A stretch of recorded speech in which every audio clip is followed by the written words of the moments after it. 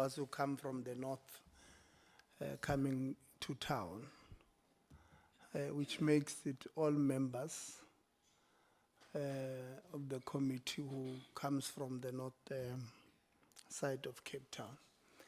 Good morning, Deputy Minister.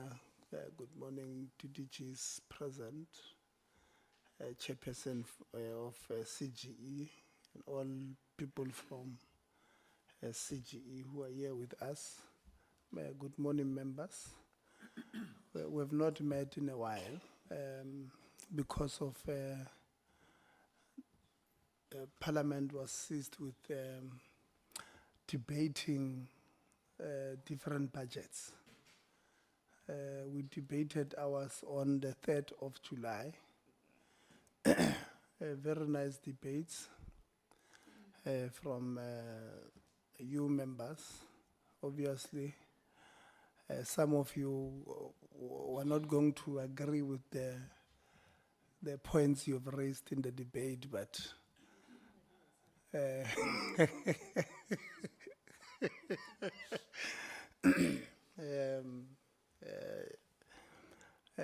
you debated well, represented your political parties well. We must remember that when we are in Parliament, we are representing all people of South Africa, and we have to think about them even next week Wednesday when we are voting for the budget, budget vote 17. I know political parties would have declared whether they are going to support or not support the budget. But for the next 7 days, we are now going to fast for you, to speak to your conscience. We must remember that if you don't pass that budget, the destitute, the poor, will not be catered for. And therefore, we're going to pray for you so that you vote correctly next week Wednesday. No, it's not blackmail. It's just it's it's just the truth. We also have a new member, Honorable Mkhize. Welcome.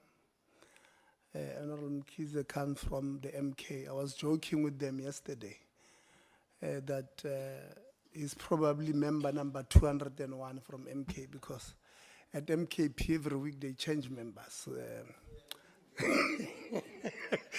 No, it's on a lighter note.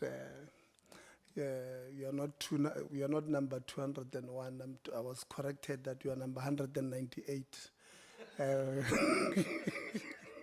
So, but on a serious note, thank you very much. Welcome, Honorable Mkhize.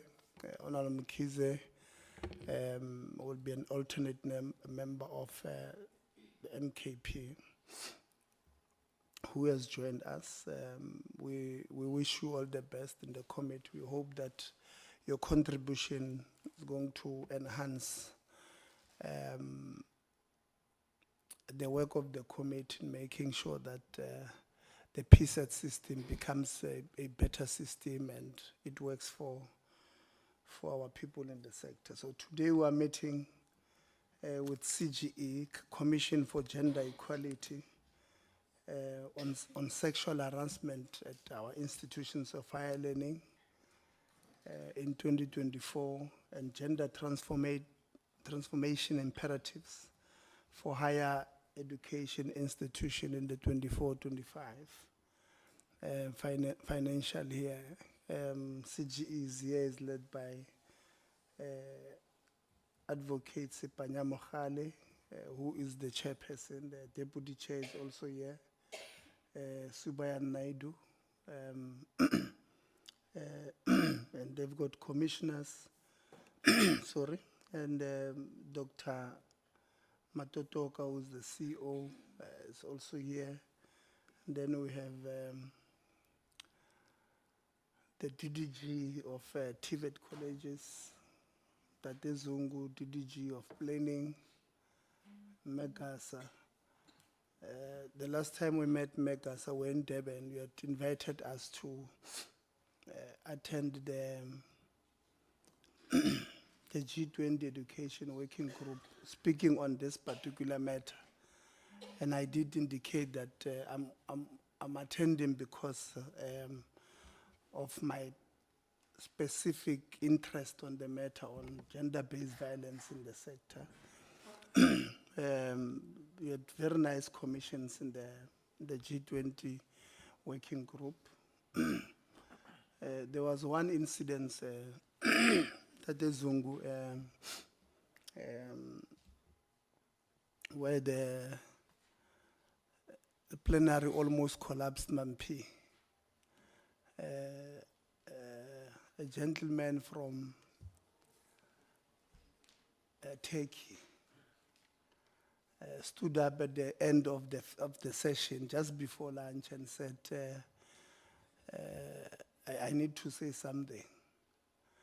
And the topic there was on gender transformation. And he stood up and said, listen, you see us in Turkey, we don't promote gender transformation. We're not against it, but we don't promote it.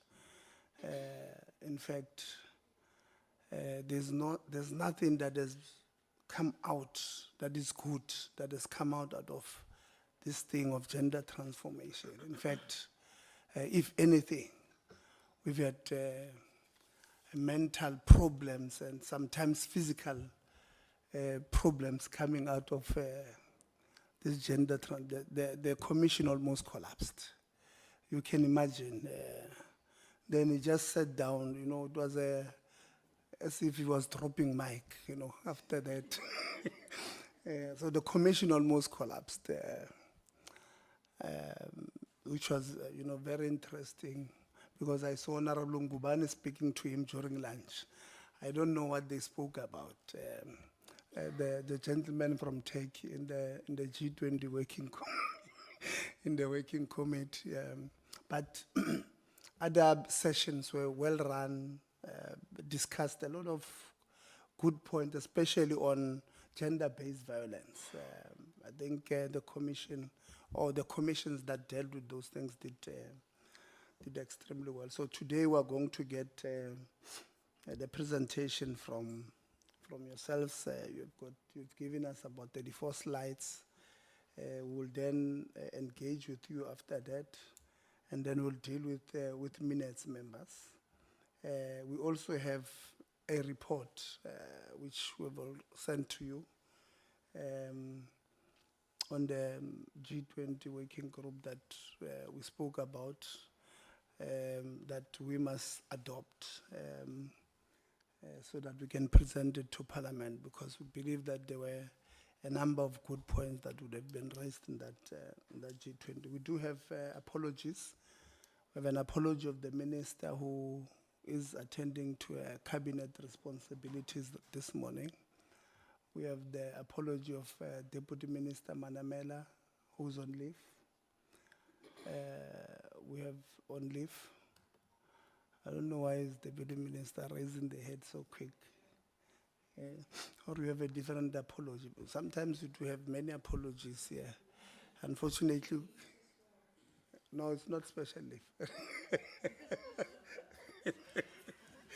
You know, members of this committee are very naughty. Then we have the apology of Honorable Lonzi and Honorable Low, who are going to arrive a bit late. We have an apology of Honorable Zondo, who's not feeling well. He will not join us today. We have an apology of Souls and Msezana, who are both not in the province on party political work. I know Honorable Souls has not indicated to us, but I can guess that he's in PE. there's by-elections there, and I know they don't contest everywhere. That's why I think he's in PE. Honorable Msezana is definitely in Vryheid. There's by-elections also there in Ward 23. Both Honorable Souls and Honorable Msezana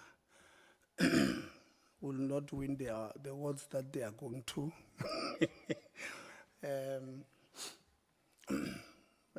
Honorable Lonzi said he's coming late, but if he does not come, I can tell you he might be in Polokwane in Ward 13 because there's also by-elections there. We're also going to wallop them there on by-elections. So those are the apologies. So we're now going to start. Oh yeah, we also have an apology from the Director General, who is in China, leading the delegation there with from the higher education, accompanying the Deputy President of the Republic in China. So those are the apologies we have. Oh, Didi Jingwenya? Yes. She says she's not feeling well. We wish her a speedy recovery. I was supposed to meet with her on Friday, so please tell her that we wish her a speedy recovery. Friday she must be well. She's supposed to appear before us on Friday, so we wish her a speedy recovery. Didi Jingwen.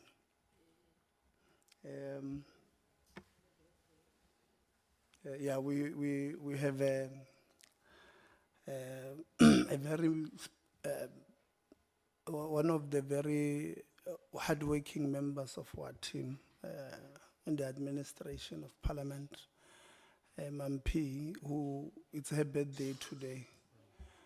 Yeah, she's yeah, she's turning 23.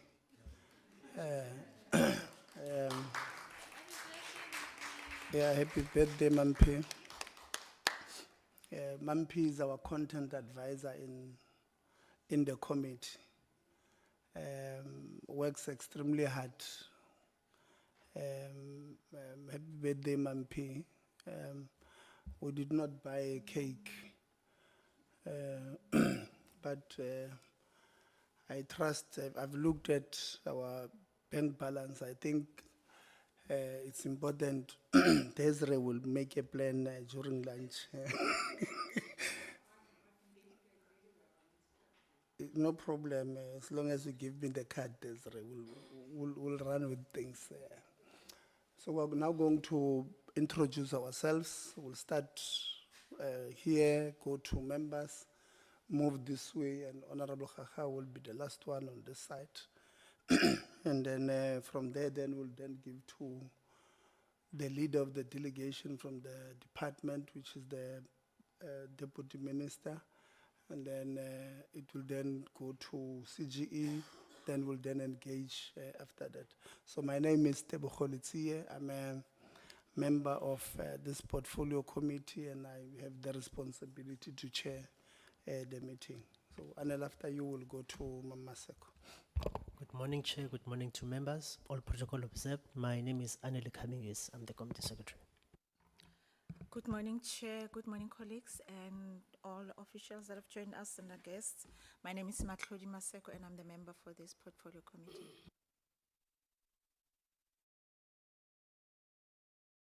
Sorry, man, I forgot. We will help I know you where with- you're going. Yeah, we will help you. I just know where you're going already, Chair. Yeah, we will help you with induction. I got you are a new member, so you must press the mic when you. Greetings, committee members. Greetings to the commission leadership through you, Chair. My name is Siphetho Mkhize from Umkhonto Wesizwe Party. I'm your Gwaza man.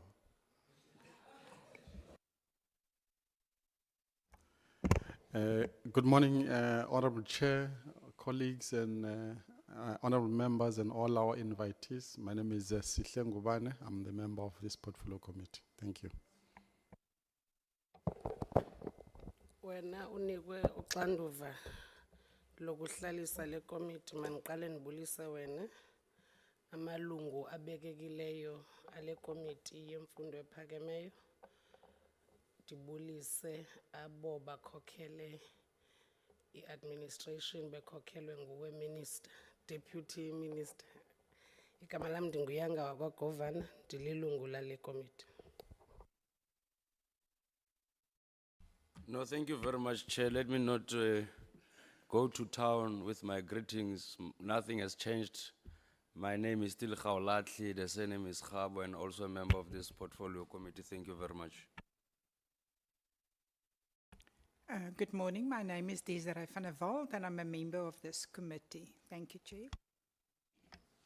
Good morning, Chair, honorable members, all protocol observed. My name is Mamparo Mudiba, Committee Content Advisor. Good morning, Chair, Deputy Minister, colleagues, members. I'm Agnetha Aronson. I'm the researcher for this committee. Thank you. Good morning, everybody. My name is Tanya. I'm Executive Secretary to Chairperson. Good morning, Chair. Morning, everyone. I am Tando Xolo Potoman. I'm a committee assistant. Good morning, Chair, and good morning to the Deputy Minister. My name is Siyabonga Koni. I'm a journalist from Daily Maverick. Good morning, everyone. Good morning, Chair. My name is Lita Mashikila, a student from Tsiba Business School, and I'm here as a public observer. Thank you.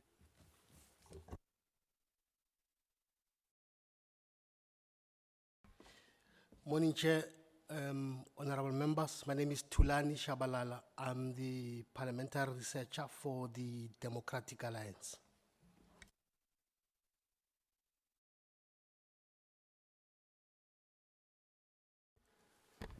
Good morning, Chair, honorable members, Minister, and colleagues. My name is Thabo Mbata. I'm the support staff from Commission for Gender Equality. Thank you. Good morning, Chairperson and members. My name is Nothemba Sonjita. I am the manager in the Office of the Chairperson, Commission for Gender Equality. Good morning, Chairperson and honorable members. My name is Dennis Matotok. I'm the Chief Executive Officer for the Commission for Gender Equality. Good morning, Chair. Good morning, honorable members, Deputy Minister, colleagues. My name is David Mohlamme, a parliamentary liaison officer in the Office of the DG. Morning, Chair. I'm Dr. Eman Tembe, Office of OISD, Speaker's Office. Thanks.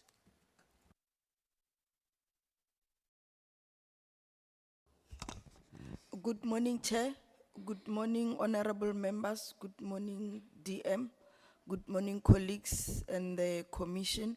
My name is Khabo Majani. I'm from the Office of the DG at DHEAD.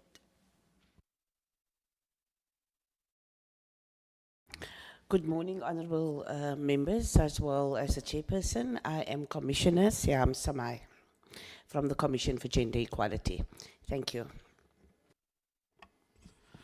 Good morning, Chairperson of this committee. Good morning, Chairperson of the CGE, the Deputy Minister, all colleagues here. I'm Commissioner Leanne van der Merwe from the Eastern Cape Province. Thank you.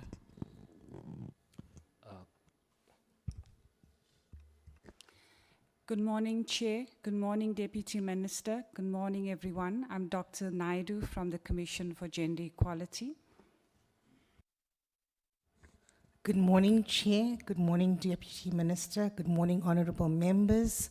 I am Prabhashini Subraya Naidu, the Deputy Chairperson of the Commission for Gender Equality.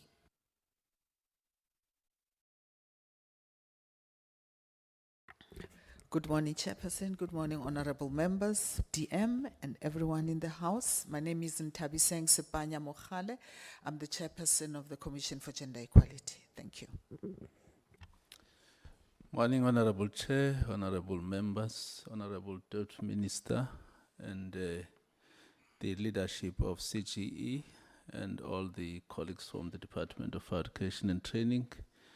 My name is Sam Zungu. I'm the Deputy Director General responsible for TVETs, but I'm standing in today as the acting DG in the absence of our Director General. Thank you. Are you acting or interim?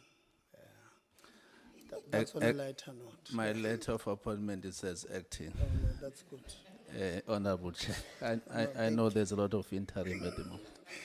No, that was on a lighter note. Thank you very much, TM. Good morning, Chairperson. Good morning to the members of the Portfolio Committee, to our colleagues from the CGE. I call them colleagues now because I'm working closely with them now. Advocate Sepanya was even saying, Advocate Zietzi is my staff member, which thank you very much, Chair, and thank you for having us. Good morning, Chair. Good morning, honorable members. Good morning to the CGE leadership. Good morning to our Honorable Deputy Minister. Good morning to our acting DG and all the senior management. Chair, I would like to appreciate the support that you have given us as the Portfolio Committee in G20 and the inspiring words that you have given us. Just to mention that there is a ministerial one in October, and unlike before, we will endeavor to ensure that we inform you in time so that we receive the support that we appreciate very much from you. Thank you very much.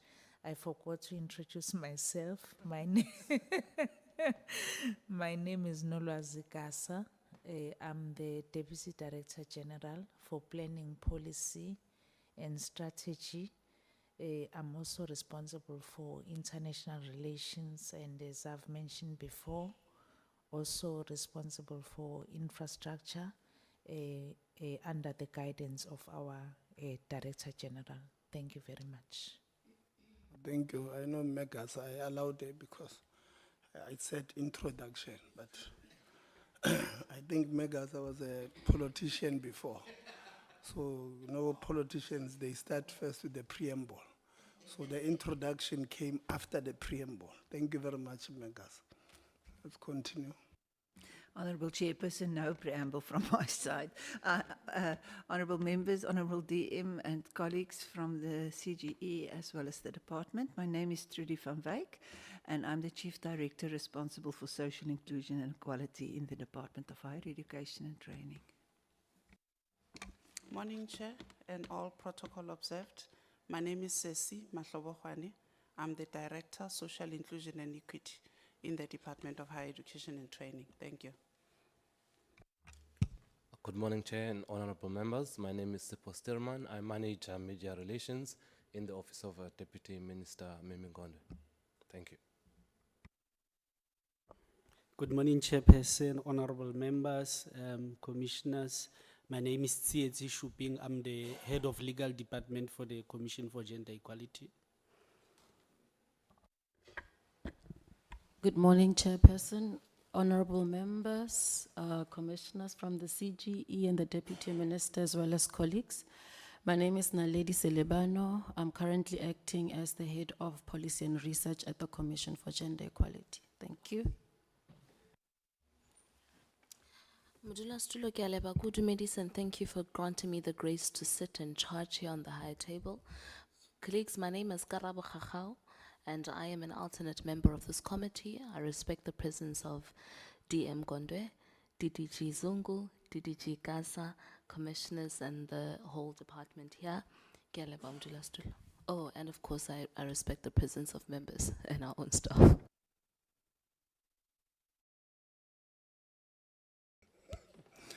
Thank you very much. Now that we're done with the, we know who's here. We're going to receive two presentations from CGE on issues that I've spoken about, the sexual harassment at institutions of higher learning in 2024 and the gender transformation imperatives for higher education in 24-25. So I'm going to give you Deputy Minister Gondwe to introduce the reports. Then you'll give to the relevant people, I'm assuming it will be the acting/ interim DG, to DG Zungu, and then the chair of CGE, and then the CEO of CGE. I'm thinking that's how it's going to be. So the department, the minister department, CGE chair, then you give to management to present if that's how you have planned it. But when it gets to yourselves, chairperson, you will indicate who's going to do the presentation. I see your eyes don't look, it's okay. When you explain, when we give you, you will explain. Maybe you don't want to give us two presentations. We have two presentations from yourself. So if you are not presenting two, you will explain, you'll take us through. But let's give the deputy minister, who will give the acting DG, and then when it comes to you, you will explain why you are looking at us as if we are saying something wrong, Chairperson. DM? Ke lebogile, Chairperson, and ke kopa go dumedisa mongwe le mongwe gape. Honorable Chairperson of the Portfolio Committee, honorable members of the Portfolio Committee, Chairperson of the Commission for Gender Equality, Advocate Ntabiseng Sepanya Mogale, esteemed commissioners of the CGE, the Chief Executive Officer of the CGE, Dr. Dennis Matotoka, and other officials from the CGE, the senior management from the Department of Higher Education and Training present, ladies and gentlemen. Good morning. We're gathered here today, Chairperson, at such a critically important moment that demands not just reflection, but bold and unified actions. The latest reports of the Commission for Gender Equality on Sexual Harassment and Gender Transformation in our post-school education and training system are more than just research outputs. They are urgent calls to confront the deeply entrenched inequalities and toxic cultures that persist across many of our campuses. As the Deputy Minister of Higher Education and Training, I welcome these reports and the concrete evidence that they provide. They reaffirm what so many students, particularly young women, LGBTQIA+ individuals and persons with disabilities have been telling us, that the promise of a just and inclusive higher education space remains unevenly realized.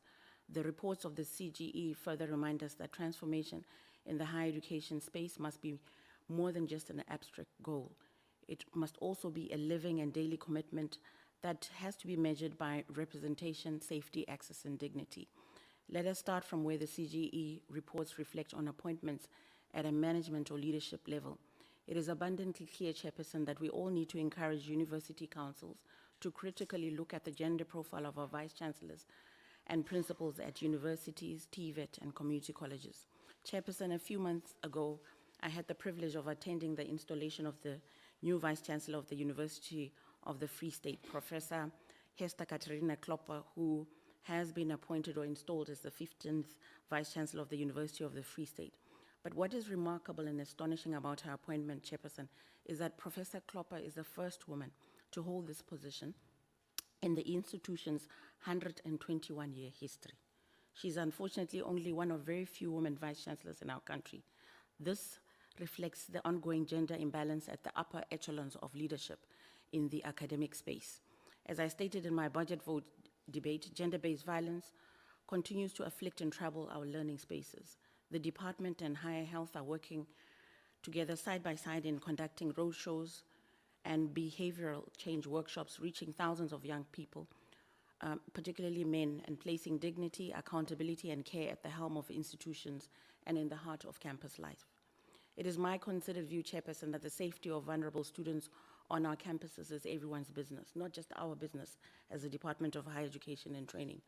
For women to know and feel safe on campuses, it requires the active involvement of various law enforcement agencies, including the NPA, SAPS, working together with the campus community. Critically, it also requires that men in our campus communities take stock and account for their contribution to the toxic masculinity that translates into the marginalization of women, their dehumanization, and in worst case scenarios, their murder. Chairperson, we'll be fooling ourselves if we thought of any intervention pertaining to campus security for women and we do not name the elephant in the room, the male perpetrators of this violence. To this end, I'm grateful for the participation of and partnerships with SAPS, NPA, NSFAS, and the Departments of Health and Social Development in the department's outreach programs at our public universities. The department's CGE and Higher Health are also collaborating to sharply raise awareness of sexual harassment and GBV on and off our campuses. I'm convinced, Chairperson, that the department is doing its best to respond with meaningful engagement through my ministerial GBV stakeholder outreach program, the Men-to-Men initiative, the embedding of gender transformation in our national policy frameworks, and the ongoing social inclusion roadshows in our PSET institutions. These varied engagements, Chairperson, are laying a strong and firm foundation for systematic change, but I'll be the first to admit that we need to do more, and we can do more. We are acutely aware that transformation without accountability becomes symbolism, and policies without implementation become dust-covered documents. That's why our partnership with the CGE, Higher Health, and our ongoing collaboration with other government departments, as well as the call to institutions to respond to monitoring requests, are a crucial step in closing this gap. Chairperson, we are alive to the recommendations by the CGE, which include legislative reforms. These recommendations, amongst other things, also include a call for the standardized reporting when it comes to sexual harassment and gender transformation. And that must be legislated, and the penalty for non-compliance with transformation imperatives that must be imposed. It is my hope, Chairperson, and my belief that today's discussion and deliberations will strengthen our resolve and our commitment to work together towards ensuring that no student, no academic, and no staff member ever again must endure abuse, invisibility, or silence on our campuses. With those not so few words, Chairperson, ke a leboga, I thank you. Thank you very much, Deputy Minister. I must say I was particularly happy when I heard you say, together we can do more. It was music to my ears. Acting DG. Thank you very much, Honorable Chair, and greetings to the honorable members and the Honorable Deputy Minister, the Chairperson of the Commission for Gender Equality, Advocate Sipanye Mkhale, and allow me, Chair, to observe the protocols. Thank you for giving us this opportunity to engage on two significant reports that were presented by the CGE. As the Department of Education and Training, we welcome the reports on sexual harassment and transformation in the post-school education and training system, and commend the continued oversight role that the CGE is playing in this sector. We accept these reports with both humility and strong sense of responsibility.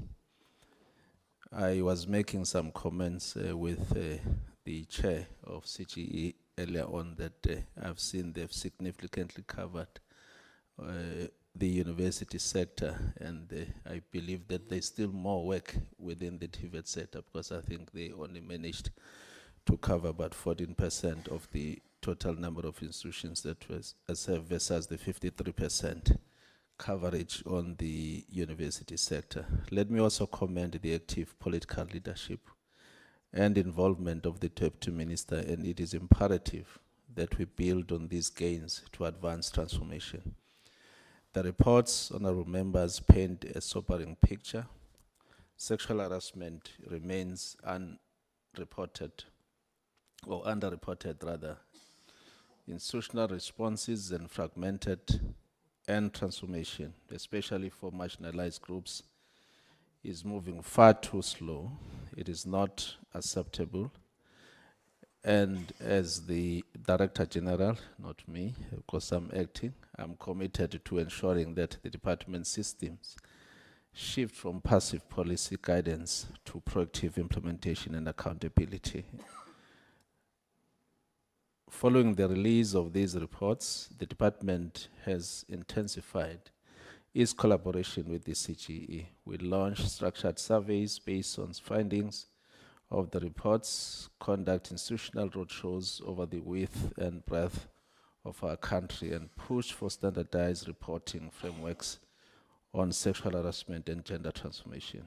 The Directorate for Social Inclusion and Equity has taken the lead in driving this work, although we recognize that it needs to take the whole department to address the challenges with institutional responsiveness.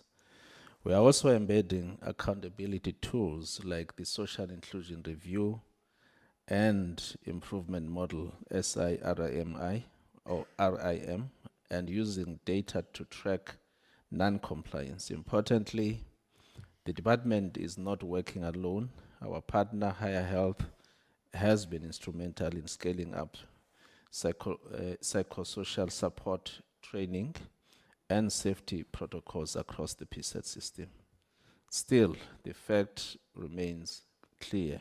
Only 18 of 26 universities respond to our recent survey. Many institutions still lack aligned policies or exclude the lived realities or the lived realities of LGBTQIA plus persons and survivors with disabilities. As a department, we must enforce stronger compliance measures and ensure that all our institutions uphold the rights and dignity of every person on campus. The road ahead requires more urgency, better data, and firmer action. We owe this not only to the CGE's tireless oversight, but to every student and staff member who has suffered in silence. The department welcomes the closer collaboration with the CGE and expresses its commitment to strengthening this important partnership. We as the department further commit to a coordinated and responsive approach across all branches, entities and institutions. I will ensure that we tackle the issues of sexual harassment and GBE and that it is reflected in better data and firmer action as a matter of urgency. We will work together with CGE and let this meeting signal our commitment to turn data into action and policy into protection. We are looking forward to today's interaction between the Portfolio Committee, the CGE, and the Department of Education and Training. With those few words, Honorable Chair and Honorable Members, I thank you. Thank you very much, Chair of CGE.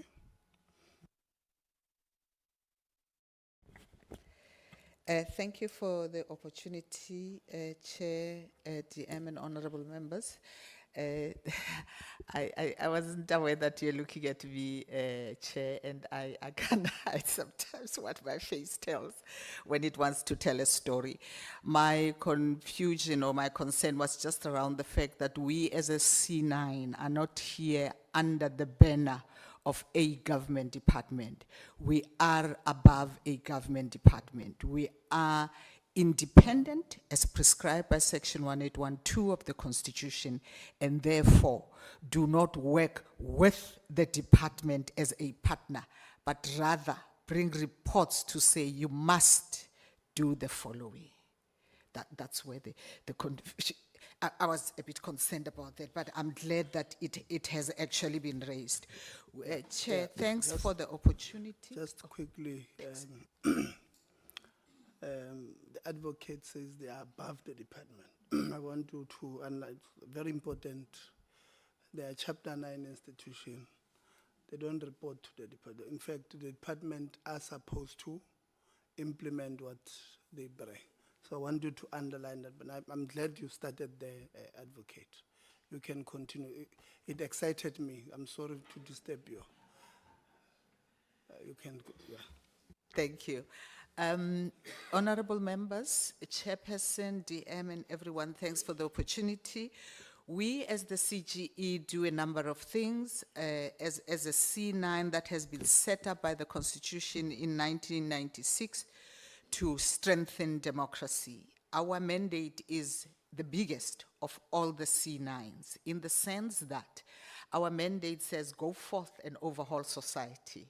And society as we have known it since time immemorial. Let women, men, and all genders be recognized and equal.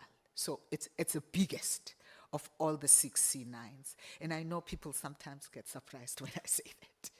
It's a mammoth task indeed. And based on that, Chapter 2 of the Constitution directly impacts on what we're supposed to do. There's got to be opportunity for housing, for health, for every opportunity that has been presented in Chapter 2 of the Constitution, without the discrimination or the realigning of any of the genders that the Constitution recognizes in our country.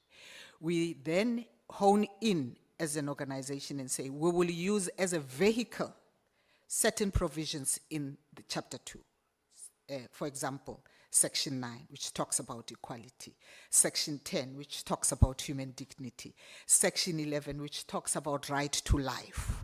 Section 12(2), which talks about the right to bodily integrity. We use those as our vehicle to actually enforce our mandate to a progressively realizable gender equality society. We look at gender transformation in all its facets. So what we have done, Chair and honorable members, was since 2014, we have gone through all the TVET colleges, all the universities, 26 of them. And we have been coming to this committee over the different administrations to present the report. Now, this is a consolidation of the reports, taking into consideration what the trends are, what the patterns are, what is coming out of that, but above all, are we getting a response from all the duty bearers? Our letters, Chairperson, cross paths, because you are one of the 15 committees that we have actually written to for the different undertakings that we make towards our mandate. So we welcome this opportunity. It expedited our request to see you. So that is why we are here, and our team will present that. We basically, you know, as you know, do oversight visits, we do research, we do what we call accountability hearings, where we call different people to come and answer about certain things. And we also do come here to say to you, as the leaders of society, as those who are legitimately elected by society, to help us to ensure that duty bearers do what they are expected to do. Thank you. With those few words, CEO? Okay, thanks. Thank you so much, Chairperson and honorable members. We will be delivering 2 presentations as indicated, but I felt, Chair, let me also foreground the 2 presentations on the following principles. The first one being, Chair, when it comes to transformation from a CG perspective, it is not just about numbers. It's about creating an enabling environment. It's about transforming the systems. It's about transforming the programs. It's about transforming employment practices as well, in such a way that the needs and interests of all persons, irrespective of their gender, are really catered for. So that is one aspect of it. So when we deliver our presentation, we will be focusing much on those principles and ascertain to what extent transformation has materialized. But we also come from a premise that states, Chairperson, that transformation is a journey. And for us to really arrive at the desirable place in terms of transformation, we need a concerted effort. A concerted effort by constitutional bodies like ourselves, the state, as well as Parliament. And there's a bigger role, therefore, even by this committee, as we'll be delivering these presentations, to help us to enforce where we are struggling to get favorable responses in terms of the recommendations. Because it is imperative in terms of Section 9 that gender is one of the considerations that we take into consideration when we implement our recommendations. And a clerical call, therefore, would be, as we are delivering these presentations, let us also see how we can use your portfolio committee to expedite outstanding issues. Simply because, Chairperson, we hold a strong view that sexual harassment in institutions of higher learning is a barrier towards transformation. Universities are places of learning, not necessarily crime scenes. Nobody should be discriminated against on the basis of their sexual orientation, sex, or gender. But what we have seen over the years, the issues around sex for marks, continues to be a prevalent emerging issue that we need to respond to as a country. We need to also look at this blind spots, Chairperson, that really looks at the interests and needs of all persons. We've been at the forefront, as the CGE is saying, we need to have breastfeeding breaks in the institutions of higher learning. We need to have breastfeeding facilities so that we can really have a careful balance between work and life of specific genders, particularly women in the States. And as long as those transformative mechanisms are not introduced, we will always have this imbalance in the workplace. And therefore, we need that intentional commitment from all role players to rally behind a view that says, when we need transformation, we need to invest specific resources because it's about gender equality, which is an imperative in terms of Section 9. Now, the research department will present what we were able to unearth from what the students understand as sexual harassment. And why did we do that, Chairperson? We did that because we have learned over the years that institutions often introduce systems, programs, without having done a thorough consultative process. And those programs, they don't yield the desired results because they do not resonate with the practical, meaningful challenges that the student population or the staff population is experiencing. Now, we wanted to go into this study of just trying to understand from the perspective of students, what is their understanding of sexual harassment? What do they seem to understand in terms of the remedies that are available within the institutions themselves? Do they know? And then once we have that broader understanding, we are then in a position to recommend what will be an unimpeachable program that should be introduced by the institution. So we went into this study so that we can understand it from their perspective, not necessarily just our perspective. That is one aspect. And then the second presentation, we look at the overall transformation that I was talking about, the issues about the employment of specific designated groups, about the systems that needs to be there, the issues around breastfeeding facilities, as I've said, the paucity of representation of specific groups when it comes to senior leadership positions in institutions of higher learning, and the challenges thereof. And then we'll be delivering the recommendations. Hopefully, Chairperson, we will be done by the time that is allocated to us. With that being said, Chair, we will start with the first presentation on sexual harassment, which will be delivered by my colleague, Naledi Selebano, and soon thereafter, we will then commence with the broader presentation that will be delivered by the Head of Legal Services at CGE Shuping. Thank you, Chairperson.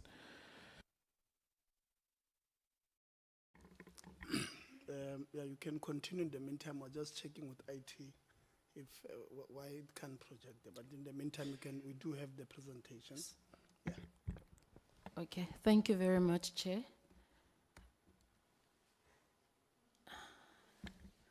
Good morning once again. Technology striking. We did test if it would work in the morning, but seemingly it is letting us down. Good morning once again to the honorable members of the Portfolio Committee, the chairperson of the Commission for Gender Equality and Commissioners, the Deputy Minister, colleagues. As introduced by the CEO, as he was given that brief background around these projects, I am Naledi Selebano, currently acting in the HOD position in the Policy and Research Department. And I will be making this presentation on a report simply titled, A Research Report on Sexual Harassment in Higher Education Institutions, which we published in 2024. I also just wanted to foreground this presentation by stating, Chair, that this is one of the studies wherein we outsourced the write-up process. This is because at the time of us consolidating the findings, We had a few challenges around capacity. We had resignations of key personnel, especially the HOD. So out of the 10 reports that we were producing in that financial year, about 3 were outsourced just for the write-up process. But the CGE initiated and conceptualized the study.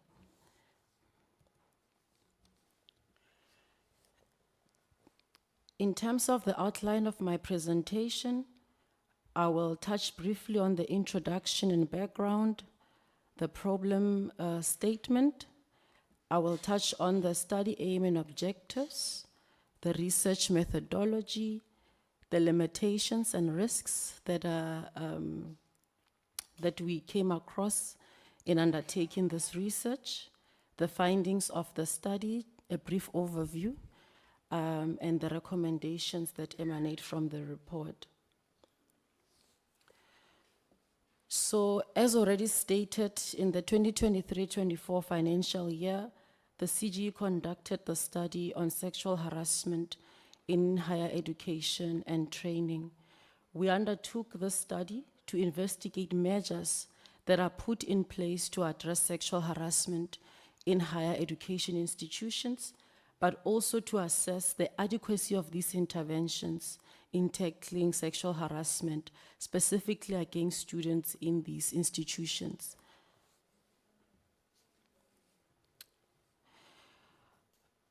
We undertook this study on the basis that irrespective of the existence of policies and other initiatives that are geared towards addressing sexual harassment, its prevalence is escalating and it is painting a troubling picture. We also note that students constitute the bulk of complaints broadly around GBV, and this does not necessarily indicate that staff members do not encounter gender-based violence or sexual harassment in institutions of higher learning. They could deal with it differently, but also students form part of the larger population of these institutions. We also note in the background that power is at the center of gender-based violence, and it intersects with other variables, and these include previous victimization, alcohol and drug consumption, age, class, gender, and first year of study, and these are usually the risks that have been highlighted through literature as variables for victimization. We also note in our background that there is weak institutional support for staff, for survivors or victims, as well as on rehabilitation of perpetrators. So that is just briefly on the background, in addition to the background provided by the CEO earlier. In terms of the problem, the research problem, we are noting that there has been a disturbing prevalence of report regarding sexual harassment, particularly by female students in many higher education institutions in South Africa. I think over the past 15 years or so, we've seen the advocacy and activism by students highlighting that there is silence around cases on gendered forms of violence in institutions. We've seen them coming to the fore, we've seen them burning the streets and marching to highlight that there's far much silence, and yet the problem seems to be bigger than what is portrayed. We also note as part of the problem statement that there were statistics released. In 2017, former Minister Dr. Naledi Pandor reported that there were 47 cases of rape and sexual assault on students that were reported across campuses. Between 2011 and 2014, 247 cases of sexual violence, partner violence, and rape were reported at 15 universities across South Africa. And this is just to note official reports. And I must say that Parliament played a critical role in ensuring that these statistics come to the fore, because general institutions do not routinely report on gender-based violence. So these numbers emerged out of a process where the portfolio committee said to the minister, we need numbers around these matters. These are official reports. There is a paucity of data around current data and patterns around these issues. But there have been prevalence studies undertaken that are recent, as I think up to 2021. We saw that there was a ministerial task team on this issue that also released a report, but also indicating in its report that there's an issue around reporting when it comes to statistics in this issue. So I just wanted to highlight that. But also to say that there is an issue of underreporting that we note. So these numbers are not a true reflection of the situation at hand. In the problem statement, we also highlight the fact that many of these crimes are committed against women and they are perpetrated by men known to them as partners, as former partners, or as fellow students. In terms of the aim, the CEO really did explain why we undertook this study. It was to explore the views and perceptions of students regarding factors that enable the persistence of sexual harassment in higher education institutions. But then we also wanted to examine measures that exist to address sexual harassment, specifically against students, as well as to assess the adequacy of the initiatives that are put in place by these institutions. Briefly on the methodology, this was a qualitative study, and the methods of data collection involved key informant interviews. We also conducted focus group discussions with gender peer groups of cisgender men, cisgender women, and the LGBTQIA+. So those were the methods of data collection. In terms of the research sites, we focused on 3 institutions because it was a qualitative study, meaning that it requires a deep delve. So it is always best to contain the scope so that that deep delve can be done. We selected the Nelson Mandela University in the Eastern Cape. We selected the Northwest University in Northwest, as well as Salt Lake University in the Northern Cape. And we chose these universities because they are typically understudied. When you look into literature, a lot of work has been done around the so-called former white universities that are urban-based. So we wanted to reflect also a picture that comes from these traditionally rural universities. We did plan to speak to the Department of Higher Education. Unfortunately, at the time, we struggled. However, this has been ironed out in processes that followed, especially post the publication of the report. We had anticipated to undertake the study in this manner. We wanted to, sorry, I'm seeing my colleague wants to put it on slideshow, but there's technology issues. I noticed something, so I think it's best that I keep it this way, but thank you. We anticipated to speak to transformation officers, student councils, as well as the students themselves, but I will explain how the study unfolded as we were on the field. I think I've already spoken to the issue of data collection, that we did key informant interviews as well as focus group discussions. We spoke to officials who are directly impacted, especially those that are specifically mentioned in some of these policies in terms of their roles, but also their expertise in the subject matter. The focus groups were organized by same gender peer groups, cisgender men, cisgender women, and the LGBTQIA+ community. It's also important that we observe the ethical protocols in undertaking research, of which we did. Just to state a few, that none of the participants were coerced to participate in the study. We ensured that there's informed consent. We spent considerable amounts of time explaining and clarifying to our participants what will the study involve, how long, and all the details. In terms of confidentiality, we also respected this area, but just to note, given that with all types of methodology, there are pros and cons. With focus groups, you cannot always guarantee that there will be confidentiality, but the researchers took time to explain the importance of this ethical principle.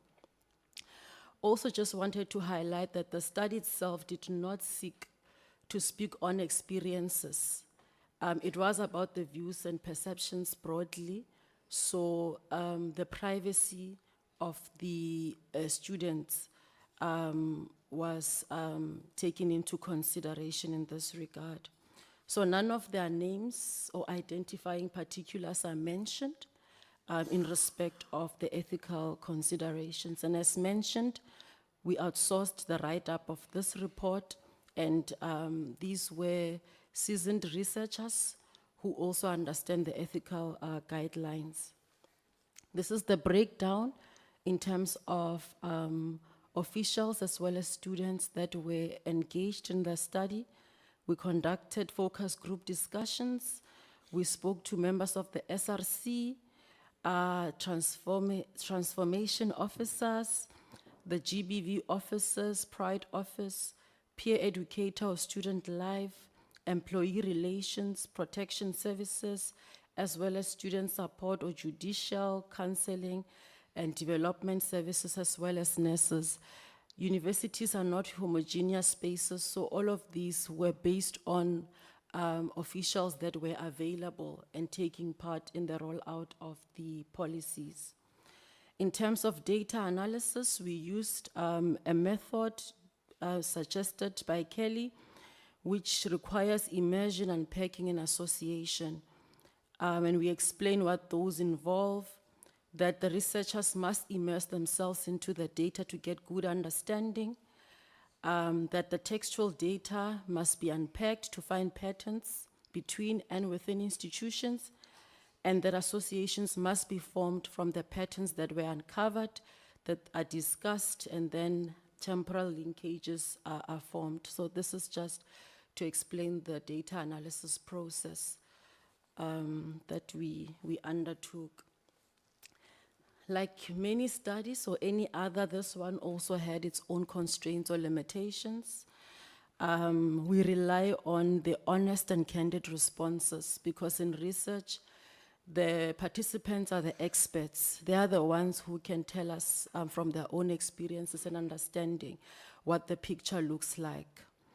There was a bit of a challenge around language. I must state that all our participants were proficient in the use of the language, the English language. However, we felt as researchers that sometimes it's best that participants express themselves in their native languages. I think this goes across the board, not just in research, that it is best for individuals sometimes to express themselves in a language that they are comfortable in. There were concerns expressed around fear of victimization. And for us, this painted a picture of, the culture of silence in some of the institutions. Fears that should I share some of the information, I may get into trouble. We did guarantee our participants that whatever that is said remains between ourselves, and this also goes for officials that we spoke to. But there seems to be apprehension in some of the instances. And as I said, I think for us, it just painted a grim picture of what the situation may look like around this matter of sexual harassment. There are students who said they are willing to speak to us, but that they should not be recorded. In research, recordings are just used to ensure that we capture the essence of what was said and not misinterpret the findings. And it's not used for any other purposes. But there was still that fear and reluctance. However, when the tape recorders were switched off, this is when they were able to express themselves and speak to us freely around issues. I'm going to give an overview of the findings of the study. The report is comprehensive and is broken down based on each institution. But for the purpose of today, I will give an overview because it would take us the whole day to go through every institution. So just broadly, we underscore that policies are important in communicating commitments that are made by institutions, since they have to provide, university communities with a sense of protection and clarity around what to expect and what must happen when cases of sexual harassment emerge. However, we found in our research that there are policy gaps in terms of policy formulation, communication, implementation, and evaluation. I just have my notes here on the side to illustrate some of the challenges or gaps. And these include an overemphasis on legal procedures over an overhaul or a culture change. So a lot of the policies focus more on the procedures as opposed to how do we change the mindsets and the broader culture in the institutions.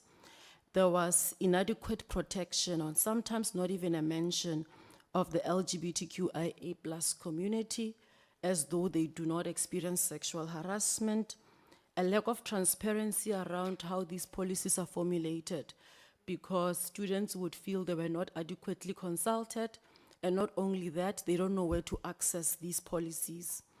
Limited proactive prevention, so a lot of focus on response and not so much on prevention, poor training and poor awareness raising. These are some of the challenges we found in this regard. And we also note that a lack of national policy on sexual harassment is pointed out as a limitation. In terms of policy scope, what we uncovered as part of the findings is that policies are inadequate to address some of the dynamics in institutions.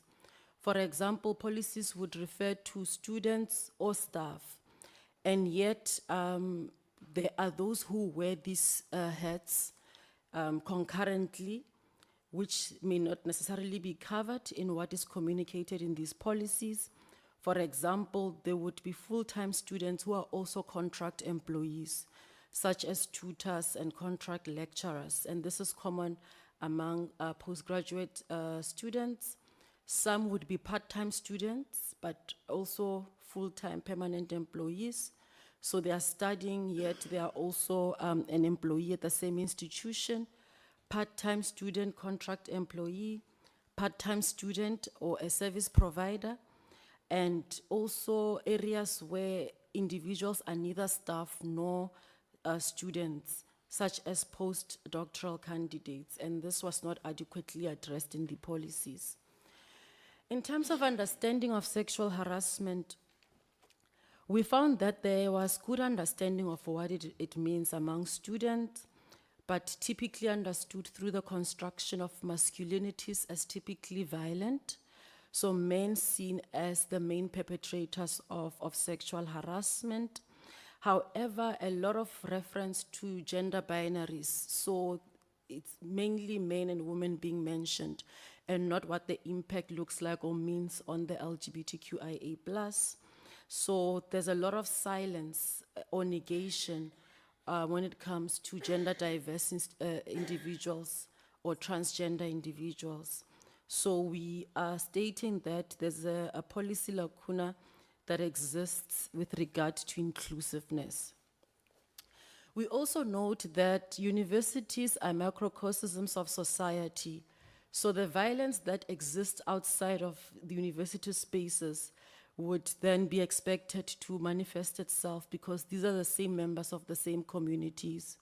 And that if patriarchy is not consciously and actively as well as effortfully addressed, then it will continue to manifest through the university culture and systems. There was also a barrier around not knowing where and how to report, which served as a barrier to reporting. What we noted through our findings is that there are various forms of understanding around reporting. And the findings indicate that there was what is known as official reporting, as well as unofficial reporting. For example, the survivor under official reporting may decide to pursue the matter and open a case, but in some instances they would not return to follow through with the process. And in these instances, it would mean that counseling and some of the initial processes would be offered. And in some instances, even though a survivor or victim has come forward, they do not want to pursue the matter forward. And there was also a challenge of reporting among men, whereby they felt reluctant or shy to report because it is seen as, you are seen as an inferior man or not man enough when you report incidents of sexual harassment and other forms of GBV. So we also note in our report that there must be considered effort towards educating men around their rights. Unofficial reporting meant that survivors may present to report, but they are not always ready to open a case, meaning that investigations would not ensue. And that in many instances, survivors wouldn't want to, we call it imminent guilt of not wanting to ruin another person's life. When the perpetrator or alleged perpetrator is seen, for example, as, you know, a beacon of hope in their family or community, someone who could be in the final year of study, who is seen to be having a bright future ahead. So victims or survivors felt, you know, reluctant to, and saw it as ruining another person's life.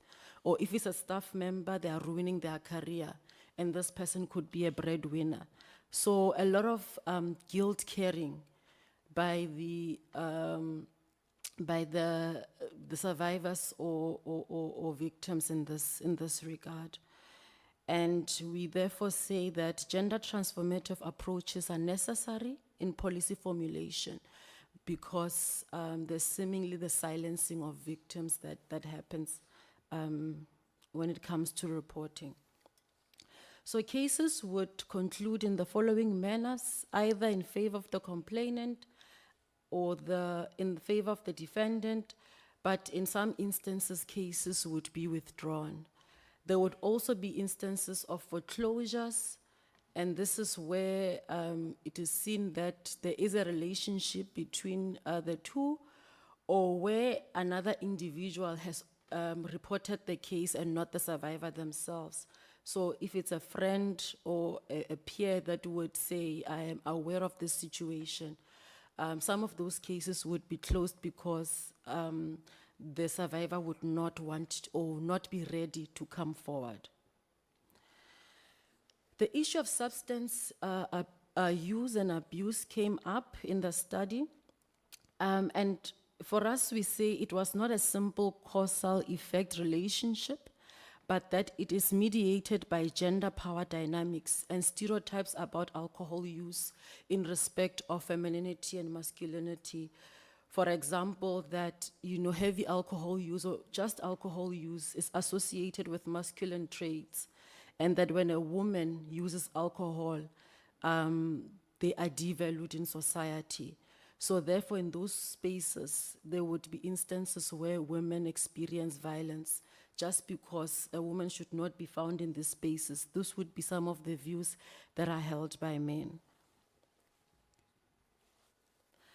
There's a challenge around record keeping as well as monitoring and evaluation.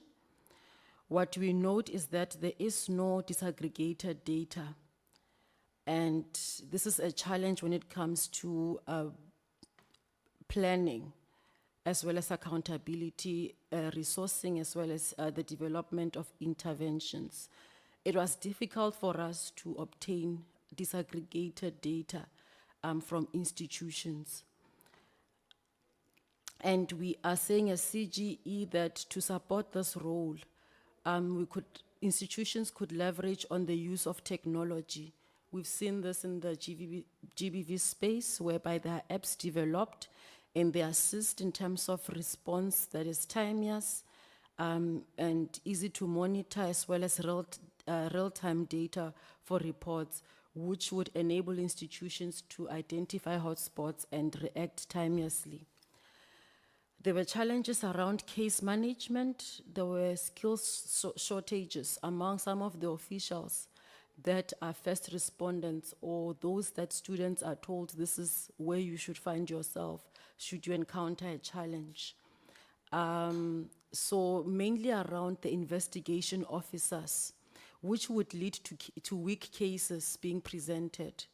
And this would lead to a power imbalance whereby as a student, you are represented by a university whereby the investigator does not possess the requisite skills, and the defendant could come with a lawyer because they may have resources, and therefore they would lose some of the cases.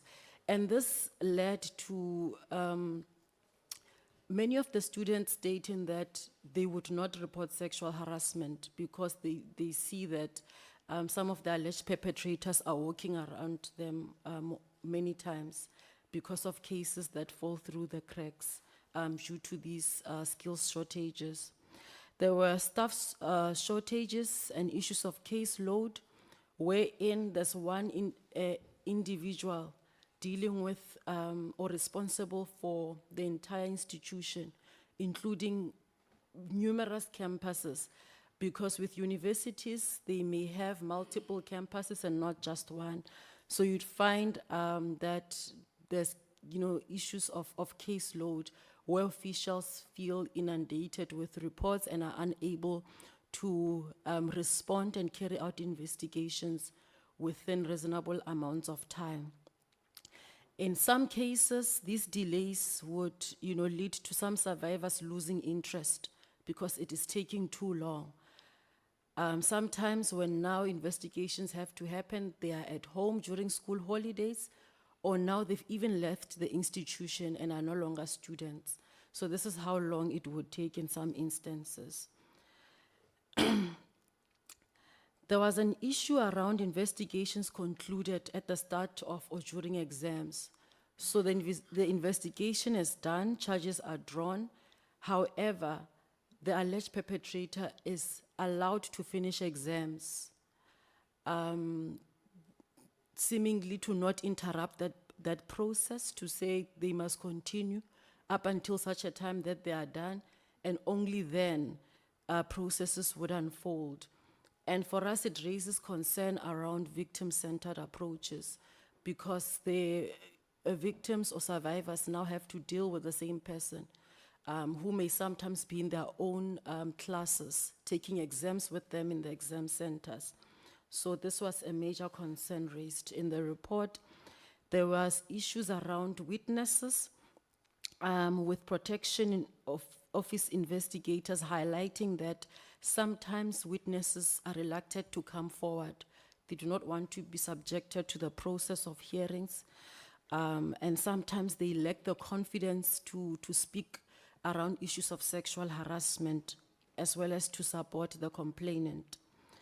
And there was a view expressed by one of the officials that, and I quote, "a lot of alleged perpetrators are in our midst," I close quote. So they know that they've done wrong, but nothing is done about it. So this was just an overall feeling. In terms of policy directions, this is what we advance in the report, that what emerges as important is a need for a national working definition around sexual harassment, which would enable the establishment of what can be reported, what is considered misconduct, as well as guide the sanctions.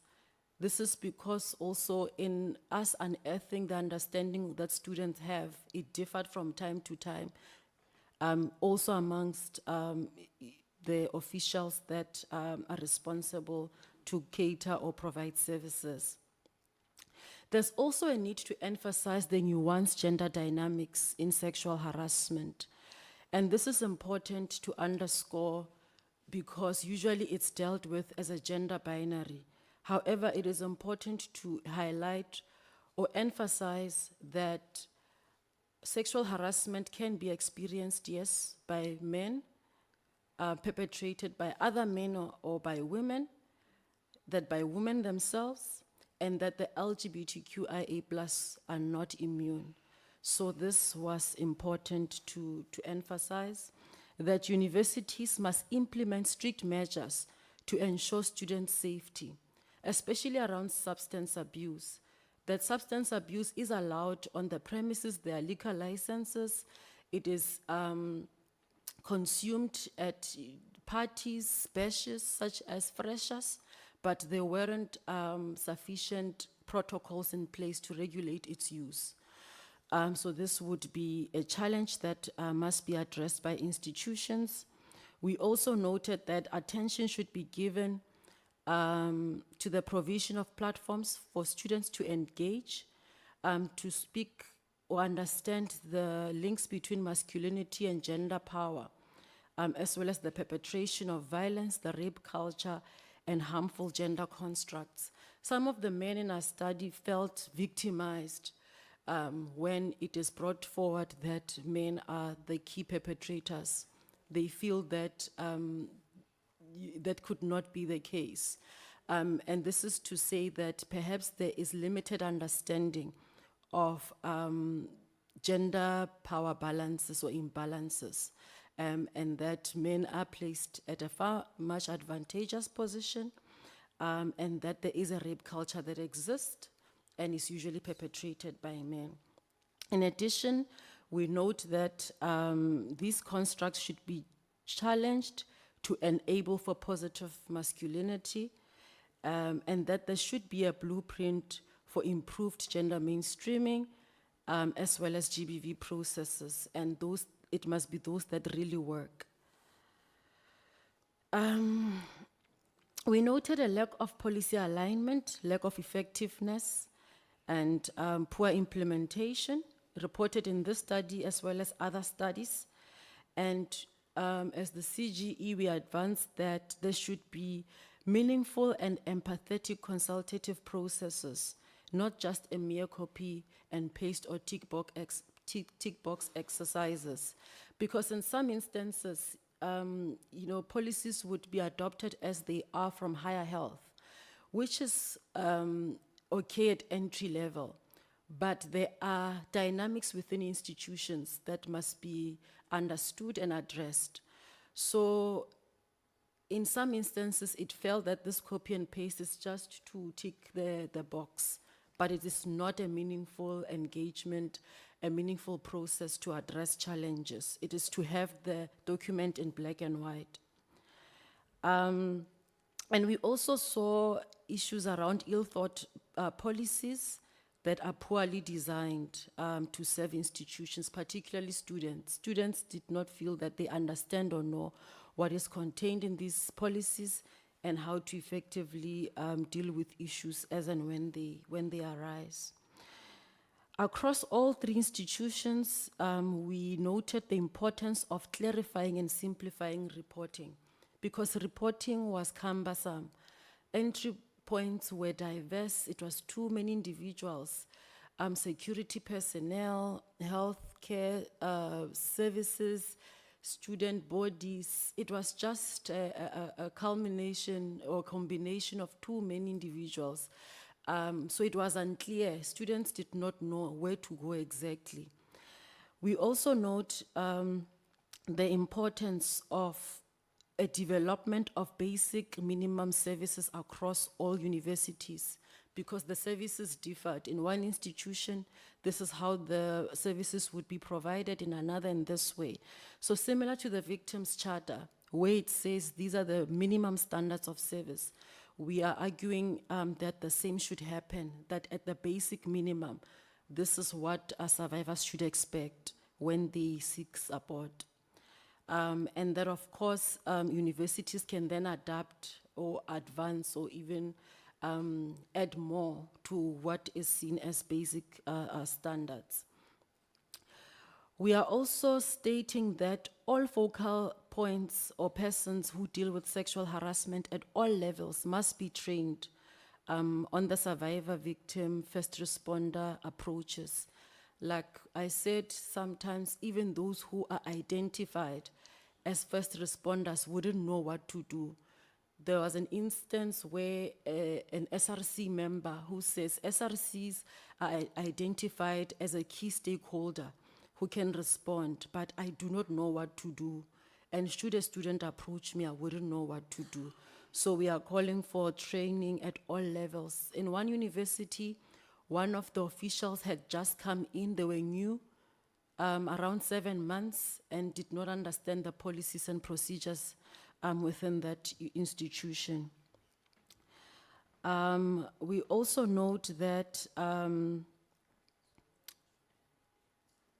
policies and structures must be in place, and as such, they will help separate sexual harassment reporting from other forms.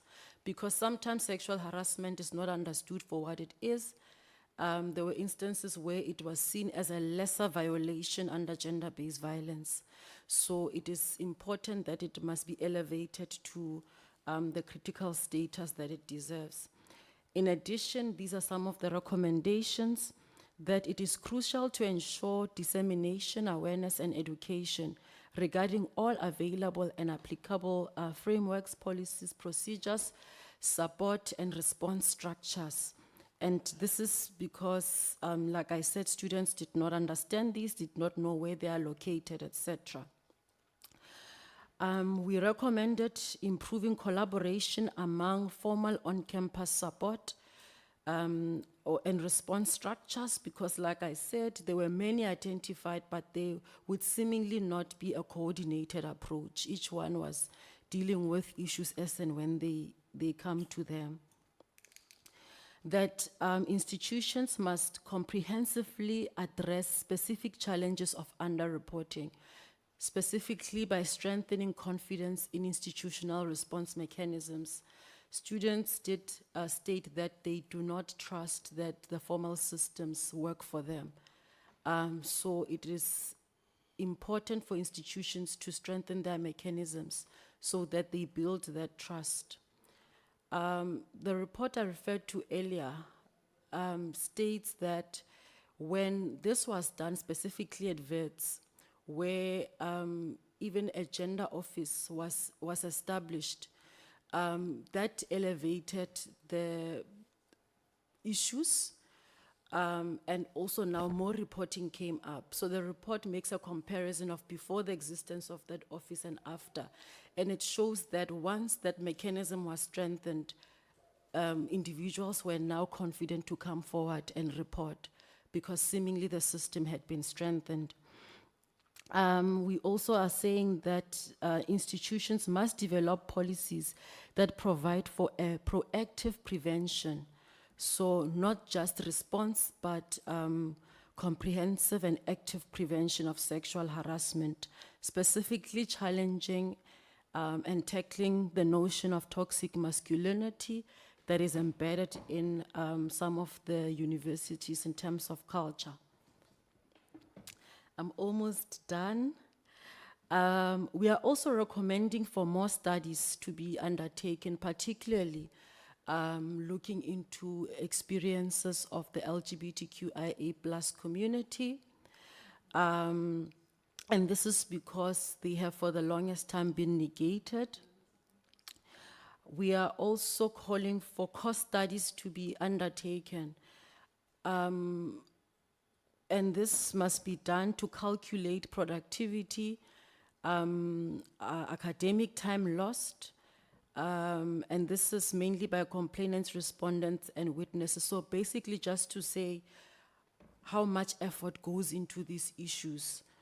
Again, cost studies to articulate issues around financial costs for the institution to attend to cases. We noted in 2014 when the KPMG came up to report around the cost of GBV that it raised alarm. and sent a strong message around the importance of dealing with the issue because it was denting the GDP. So we are saying institutions must undertake this work so that they can see for themselves in terms of the rands and cents that go into these processes. But also, of course, not neglecting the fact that this is still important to do or tackle as a human rights issue, not just from a cost perspective. And we are recommending for further studies to survey incidence and prevalence. Like I said, there's a data paucity in this regard, and that studies should also examine perpetrators of multiple incidents, as this was mentioned as a key concern in this study, but also highlighted in other reports. Lastly, in terms of our recommendations, we are saying that potential victims of sexual harassment remain on campuses for quite an extensive amount of time, between 3 to 6 years, and as such, experiences of multiple victimization and violence must be understood. So this is just a call for us to say more research needs to be undertaken. With that, I've come to the end of my presentation. Thank you, Chairperson. No, thank you very much. Research. The second one, CEO, who's going to lead us?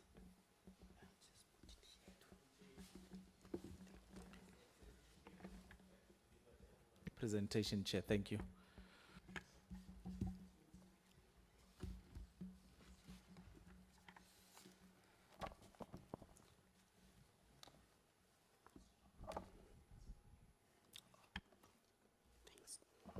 Thank you, Honorable Chairperson and honorable members.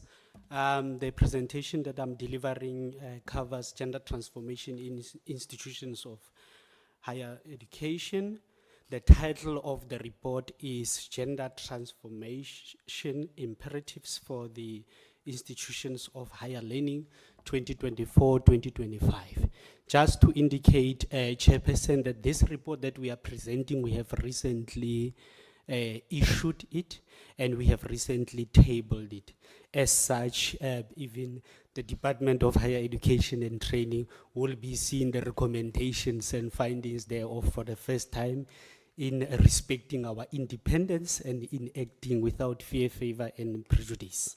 Thank you, Chairperson. However, we will highlight issues of collaborations that we have undertaken throughout the financial year. Thank you, Chairperson. The background indicates that between 2014 and 2024, the whole decade, the Commission conducted a series of investigative hearings as well as research in line with its constitutional and legislative mandate to hold institutions accountable. As part of this process, higher education institutions, which includes universities and technical and vocational education and training colleges, appeared before the Commission for assessment of their compliance and employment equity to evaluate broader institutional transformation efforts. In the 2024-2025 financial year, the CGE expanded this function through an audit aimed at assessing progress made in these areas. This is aligned in terms of Section 28 of the Promotion of Equality and the Prevention of Unfair Discrimination Act of 2000. The primary objectives of this audit was to identify gender-related vulnerabilities and to evaluate the extent of policy and institutional transformation. As key results, key findings were made in respect of the trends identified in a higher education sector.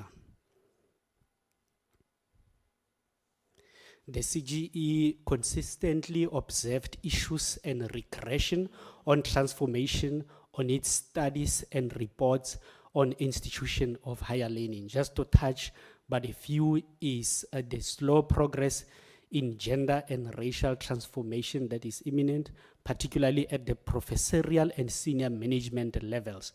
Women, especially African women and persons with disabilities, remain unrepresented in leadership and academia. Some institutions struggle with high staff turnover among diverse faculty members.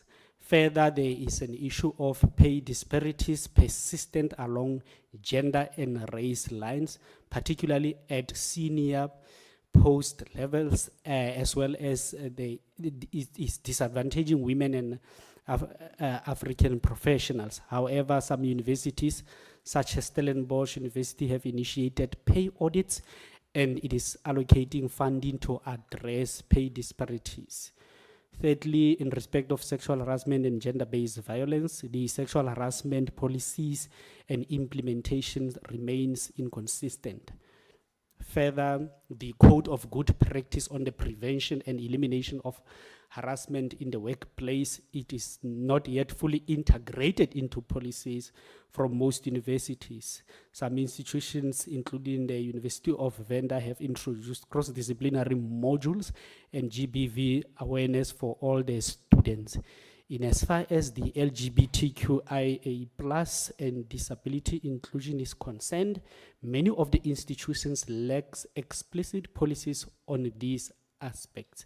Therefore, absence of inclusive healthcare policies, gender affirming facilities, and representation in the students' governance remains a challenge. Universities such as Walter Sisulu have begun incorporating diversity awareness campaigns. A further institution-driven specific progress noted with the University of Western Cape has made significant progress in gender representation, particularly in leadership roles. The University of Johannesburg has expanded its assistant lecturer programs as empowerment means, with 91% of participants from designated groups. The University of Free State has introduced gender sensitivity workshops and monitoring programs to support women academics. Further, regarding the lack of dedicated funding for gender transformation remains a challenge. Therefore, the need for funding to be dedicated to ensure that the issues of equity as well as succession planning and empowerment is needed. Lastly, the CGE acknowledges, Chairperson, that in this 10-year journey of this evaluation, this report of the CGE does not encompass all range of universities. It does not covers all the TVET colleges, as well as community and private colleges. As such, there's a real need for a systemic change, policy-driven, in order to standardize implementation and best practices related to gender equality. And further, Chairperson, in this 10-year journey, we should not take the very same approach and 10 years again without rigorous transformation, which is policy-driven, to then restart the process again from year one, continue the process for the next 10 years with different set of universities, only to arrive at the same position. And this is called upon in respect of the state obligation that it is required to champion transformation by means of international, regional, and domestic obligations. In particular, the Promotion of Equality and the Prevention of Unfair Discrimination Act of 2000. It mandates the states to address these shortcomings to reasonably and practically accommodate diversity in education through legislative measures. Therefore, while some progress has been made in gender transformation across higher education institutions, significant gaps remain. An urgent, structured, accountable, and more transparent approach is necessary. By implementing the recommendations outlined in this report, institutions of higher learning can foster true inclusive environments that reflect South Africa's commitment to gender equality and social justice. In as far as the progress on gender transformation observed through the institutions, there is clear and persistent underrepresentation of women as cited, particularly across the institutions. From the universities that submitted auditable information, that progressively made input into the report.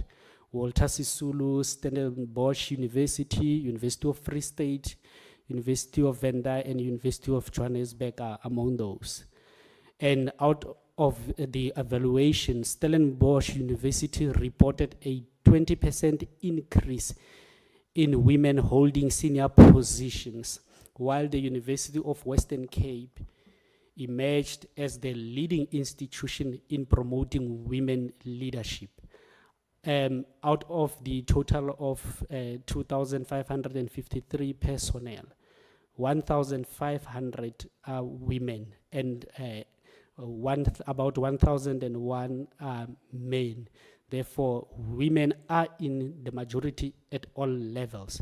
And to be more specific, it is dominating women representation at the top senior academic as well as administrative level, therefore setting up a tone for some progressive means that are working to empower. And as our CEO and chairperson indicated, the numbers are not what matters, but the conducive environment that ensures retainment of such qualified and competent personnel in the universities. In terms of the university, Walter Sisulu University demonstrated progress in disability inclusion. When they appeared before the commission, they had zero representation of persons with disability. And at the current moment, they increased that to 13. However, women's representation declined marginally, resulting from the overall staff decrease that the university experienced in as far as its workforce profile is concerned. Therefore, common challenges remain, particularly in the areas of funding and staff retention, as well as equitable representation.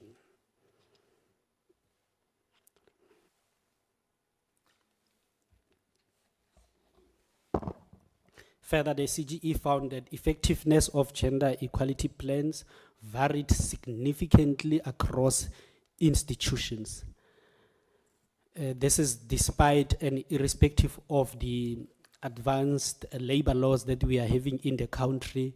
The employment equity plans are not, have not been fruitful and impactful in showing their contribution to the universities. However, there are positive aspects that were included. The university, Stellenbosch University demonstrated strategic intent through its internal audits and the implementation of its programs, which include Sunrise program. The University of Western Cape showed positive trends in transformation, despite relying on outdated policies. The outdated policies was the main concern throughout the 10 years that the Commission has been observing and calling this institution to appear before it. Because with outdated policies, the students are denied the privilege, not the privilege, but the right as well in protection that is intended by the legislation. Therefore, prolonged review of policies contributes a lot to the regression as well as the protection that is desired. Therefore, no matter how much the country is moving, but the slow implementation and review of policies to align with the law, that has been noted throughout consistently to date. The University of Walter Sisulu was commended for notable improvement in employment equity and the advancement of disability inclusion. The University of Venda has made commendable strides in integrating gender-based violence and diversity into its curriculum, alongside improvement in student support services. Similarly, the University of Johannesburg initiated leadership development programs aimed at empowering students. However, despite these positive efforts, the CGE noted that gender-based violence remains a serious concern affecting student safety. Response policies to GBV were found to be inconsistent across policies, as highlighted by my colleagues earlier. Therefore, there is then a need to ensure that there is an urgent transformation initiatives that ensures that early in the academic journey, particularly at first year experience, the students are made aware of these policies and it should be compulsory. The need for this is that with different sectors, curriculum does not cater necessarily for gender transformation and the issues of gender-based violence and femicide. And these graduates that are going to be produced are distanced from the realities and the laws, as well as the awareness from these initiatives. Hence the need for a compulsory modules that are addressing these aspects is noted. The GBV, as highlighted in many cases, is going unreported. Moreover, the high-profile cases that reach national attention represents only a fraction of the actual incidents that are reported. Many institutions have policy gaps on this issue. For instance, they lack comprehensive policies that directly addresses GBV. Instead of focusing only on sexual harassment, there is often a gap between policy and practice with poor performance on existing regulations, as our research has shown.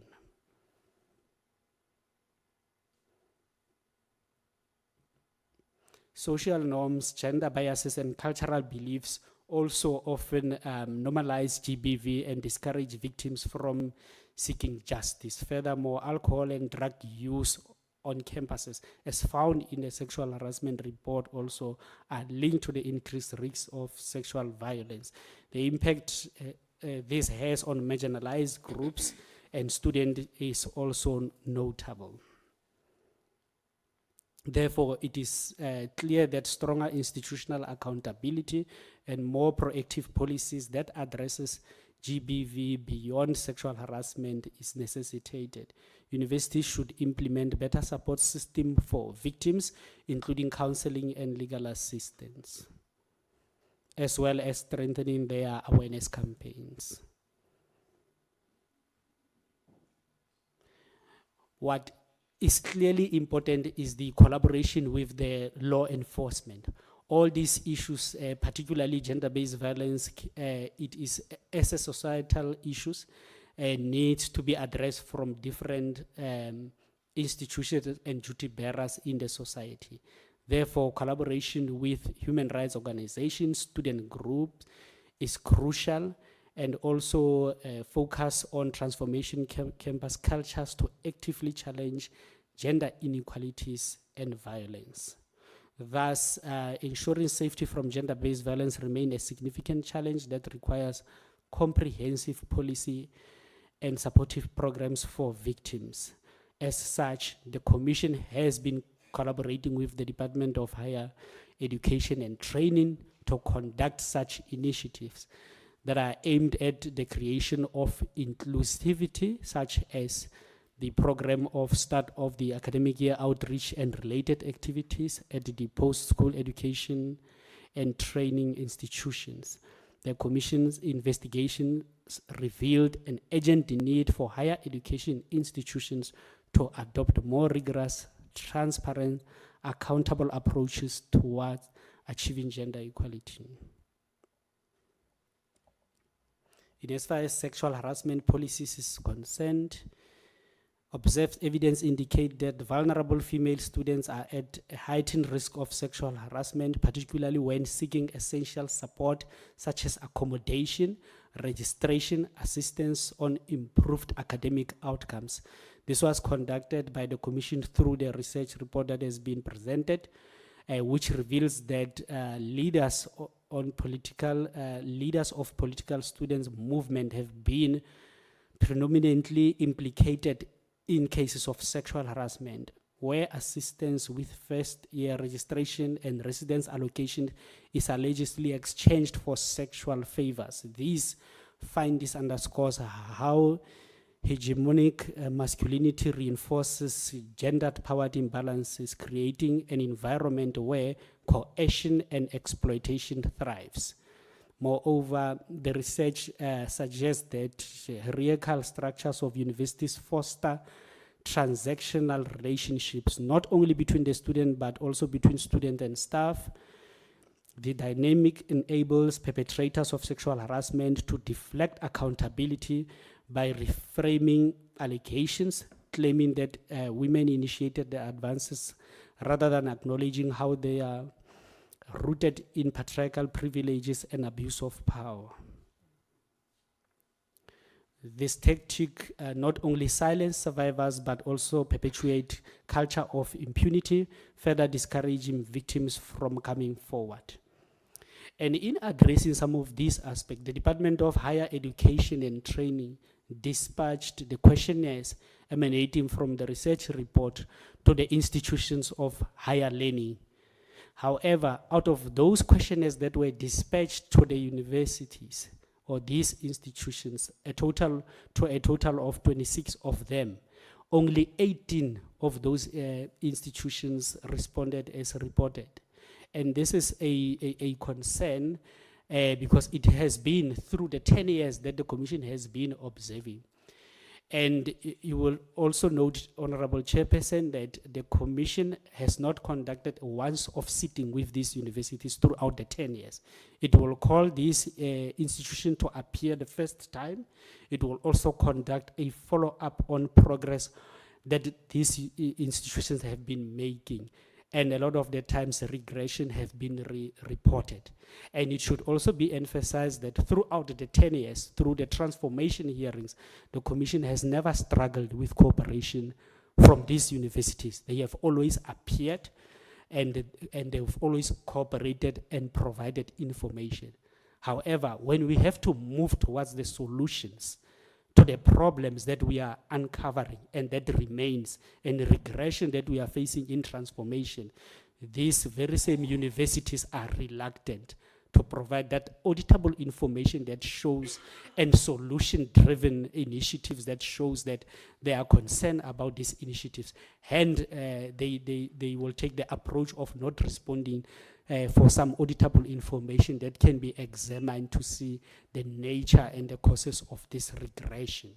Further, similar to the audit that is conducted by the CGE, the response regarding auditable information was, a request was sent to 21 institutions, and only 5 of those institutions responded to the audit, because the audit intended to find that there is indeed a declaration and a confirmation that indeed we will never have movement from the past 10 years from what we have observed.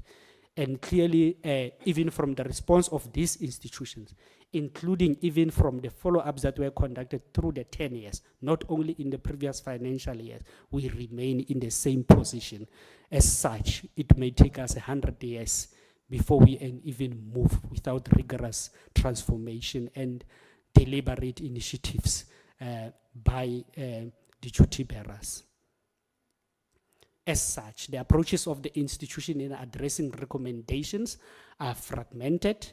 Hence, the recommendation of this report aims to standardize some of the best practices and effective responses.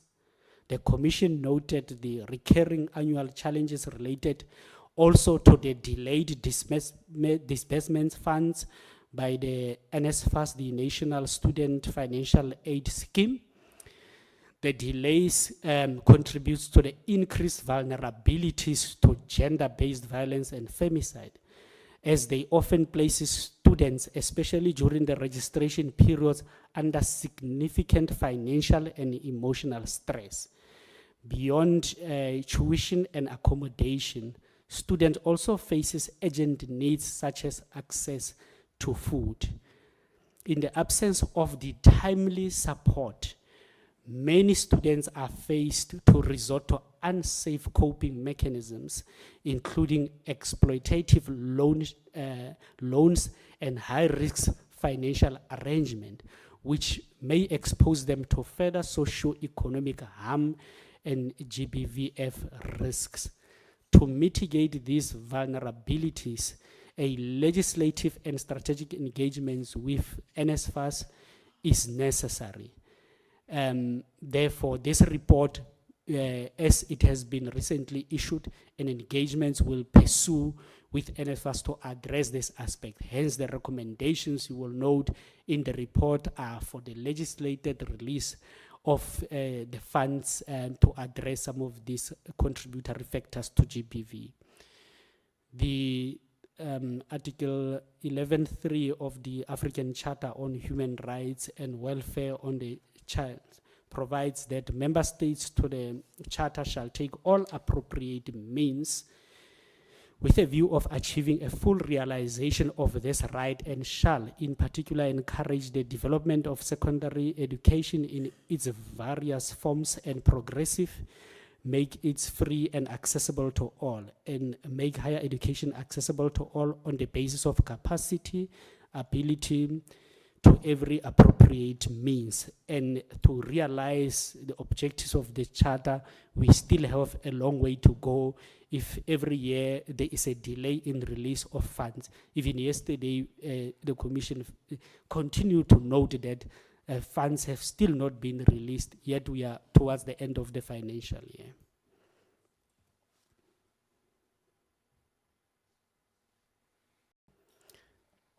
And in respect of the sexual harassment policies, the Commission's assessment reveals a growing recognition among institutions of higher learning of an urgent need to address sexual harassment and gender-based violence through comprehensive policy reforms, targeted training, and established survivor-centered reporting mechanisms.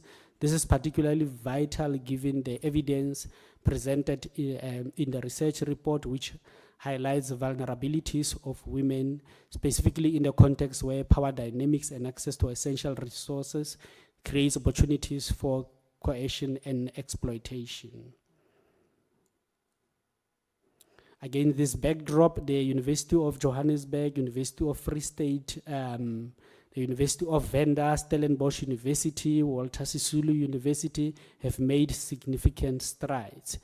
Each university has demonstrated varying levels of commitment to addressing sexual harassment and gender-based violence through policy updates, capacity building, disciplinary actions, and innovative reporting tools.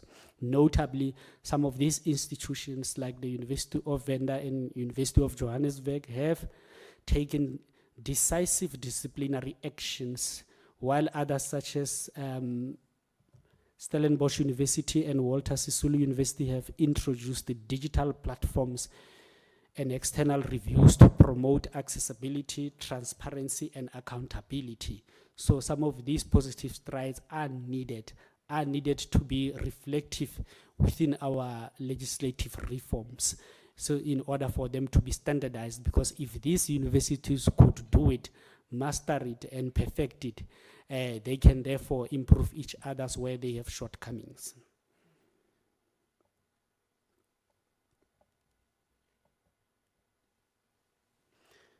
Some of the challenges highlight the need for the sustained institutional commitment, not only to policy development, but also to cultural transformation and systemic challenges. Therefore, while significant progress has been noted, ongoing vigilance, accountability, and survivor-centered approaches remain essential for eradication of sexual harassment and gender-based violence in institutions. The Commission urges all institutions to intensify their efforts, address implementation gaps, foster inclusivity, and respectful campuses environment that upholds dignity and safety for all students.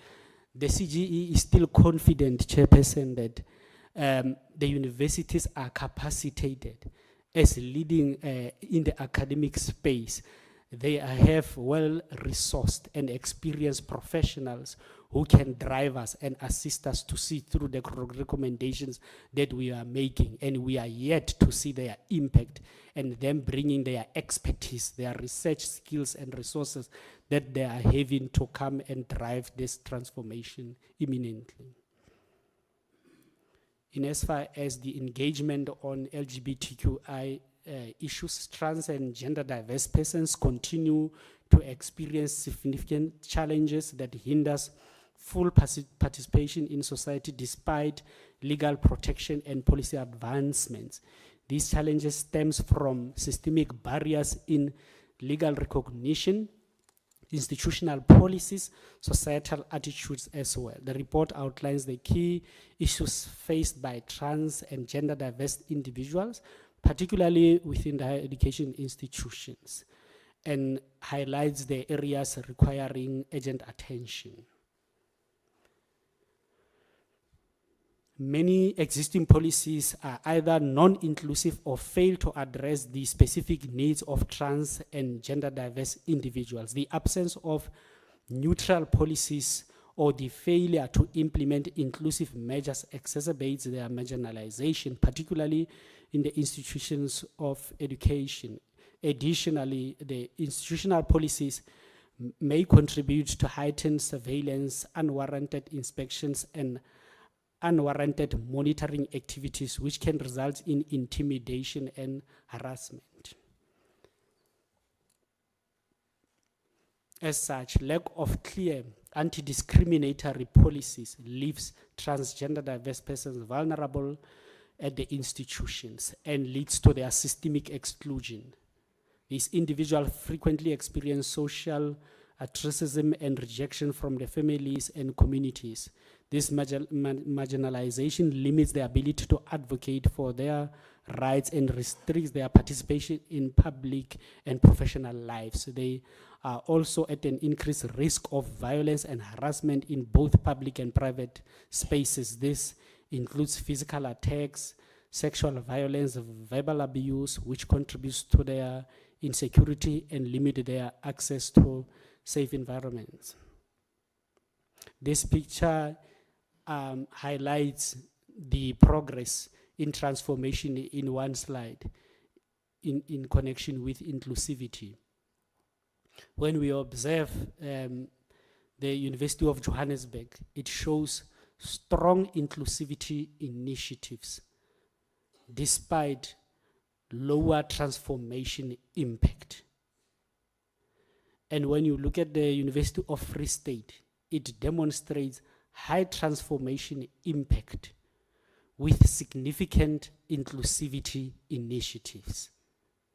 And when you look at Walter Sisulu University, it lacks both transformational impact and inclusivity initiatives. And with Stellenbosch University, it has high transformation impact but needs more inclusivity initiatives.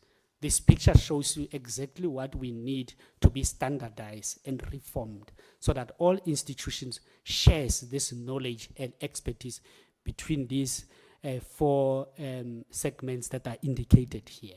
Therefore, all of them, if they were to use one for the other and being as a standard practice, it will indeed improve all of them to be indeed showing strong inclusivity initiatives as well as impact in terms of inclusivity.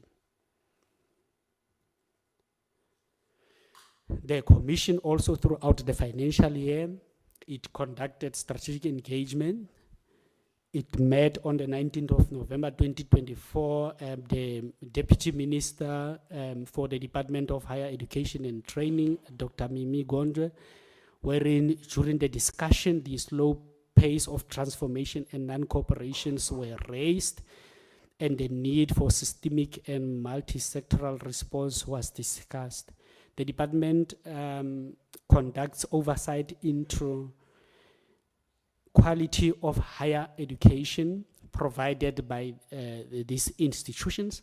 However, the department has limitations in terms of compelling transformation. Not all higher education institutions are funded by the state, so the scope of the department to intervene, especially with private education institutions and community colleges, is extremely limited. The CGE, during the engagement with the ministry and the department, presented the two reports, the then report of transformation of 2024, as well as the sexual harassment report that was presented. And resulting that, it resulted in the establishment of the task team led by the Deputy Minister, which was tasked to develop an action plan to address the CGE's recommendations and collaboration in conducting outreach and gender mainstreaming initiatives. The initiatives was launched in February 2025 under the theme Start of the Academic Year Outreach and Related Activities on GBVF and Transformation within the post-school education and training sector system. Further activities are being conducted currently across provinces with institutions of higher learning during the current financial year. Just to note a few chairperson universities that we have currently been engaging in terms of transformation and outreach activities. It is in my notes here.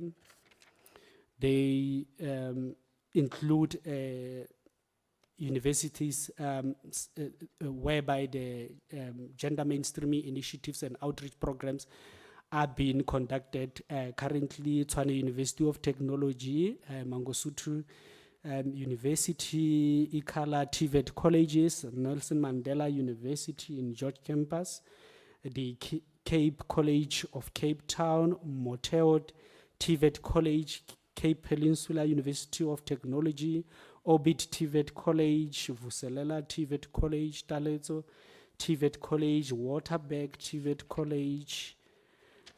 It's the institutions that we targeting, Honorable Chairperson, through these initiatives.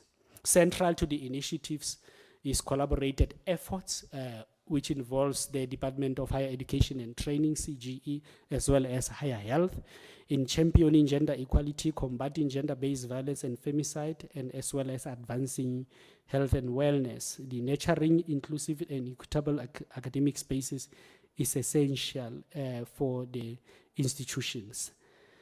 And further, the engagement regarding the NSFAS, the Department of Higher Education noted and received over 4,000 complaints in its help desk regarding issues of related to NSFAS administration.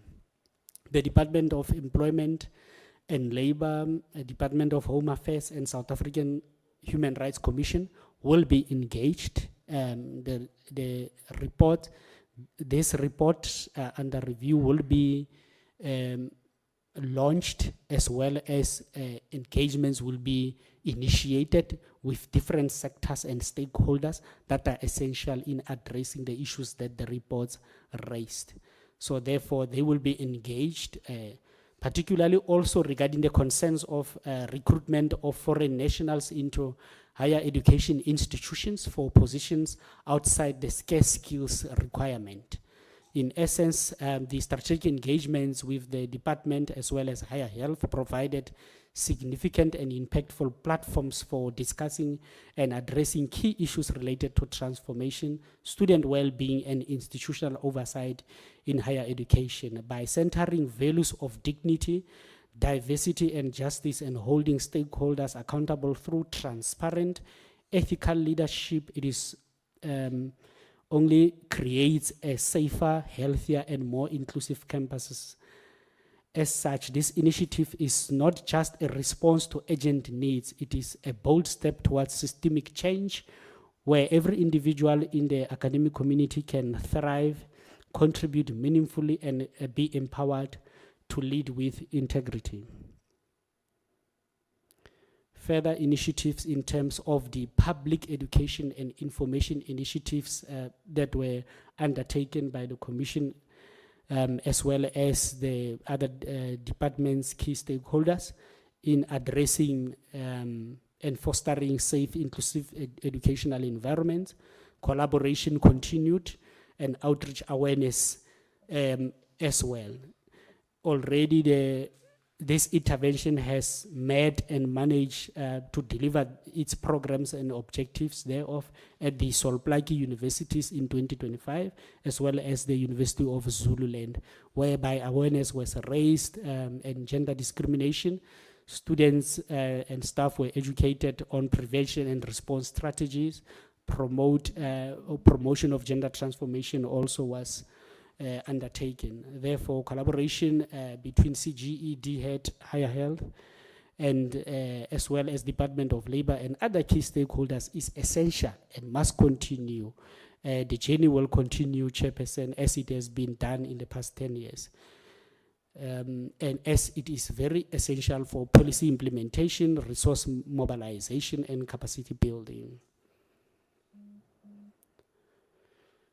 And further programs that have been undertaken is gender mainstreaming interventions through these collaborated efforts with the universities countrywide. Gender and development training was also part of the aspects that were addressed. Awareness, outreach, wider institutional communities to tackle issues of sexual harassment, GBV, and safer campuses, as well as policy advocacies. And what the Commission is utilizing is a gender mainstreaming audit tool whereby these institutions can even conduct self-assessment without waiting for the Commission, being proactive in other ways to do their self-transformation assessment so that they can identify their deficiencies and improve their institutional policies. The tool does assist a lot in ensuring baseline assessment, as well as progress tracking, monitoring, implementation of the outcome and initiatives, impact evaluation as well in as far as policy reforms and implementation is concerned. And the CGE has platforms to receive completed tools to assess such submissions. They can be submitted by emails indicated to the Commission for assessment. In as far as the findings are concerned, the conclusions are based on several key findings, which are the absence of standardized gender transformation policies. Secondly, there is lack of mandatory gender equality training. Thirdly, there is limited alignment with the Department of Employment and Labor's Code of Good Practice on the prevention and elimination of harassment in the workplace. Further, there is insufficient allocation of gender-sensitive budgets. Another aspect is that there is absence of regular compliance audits. A further finding is that there are gaps in the provision of inclusivity facilities, effective name change policies for gender diverse students and staff.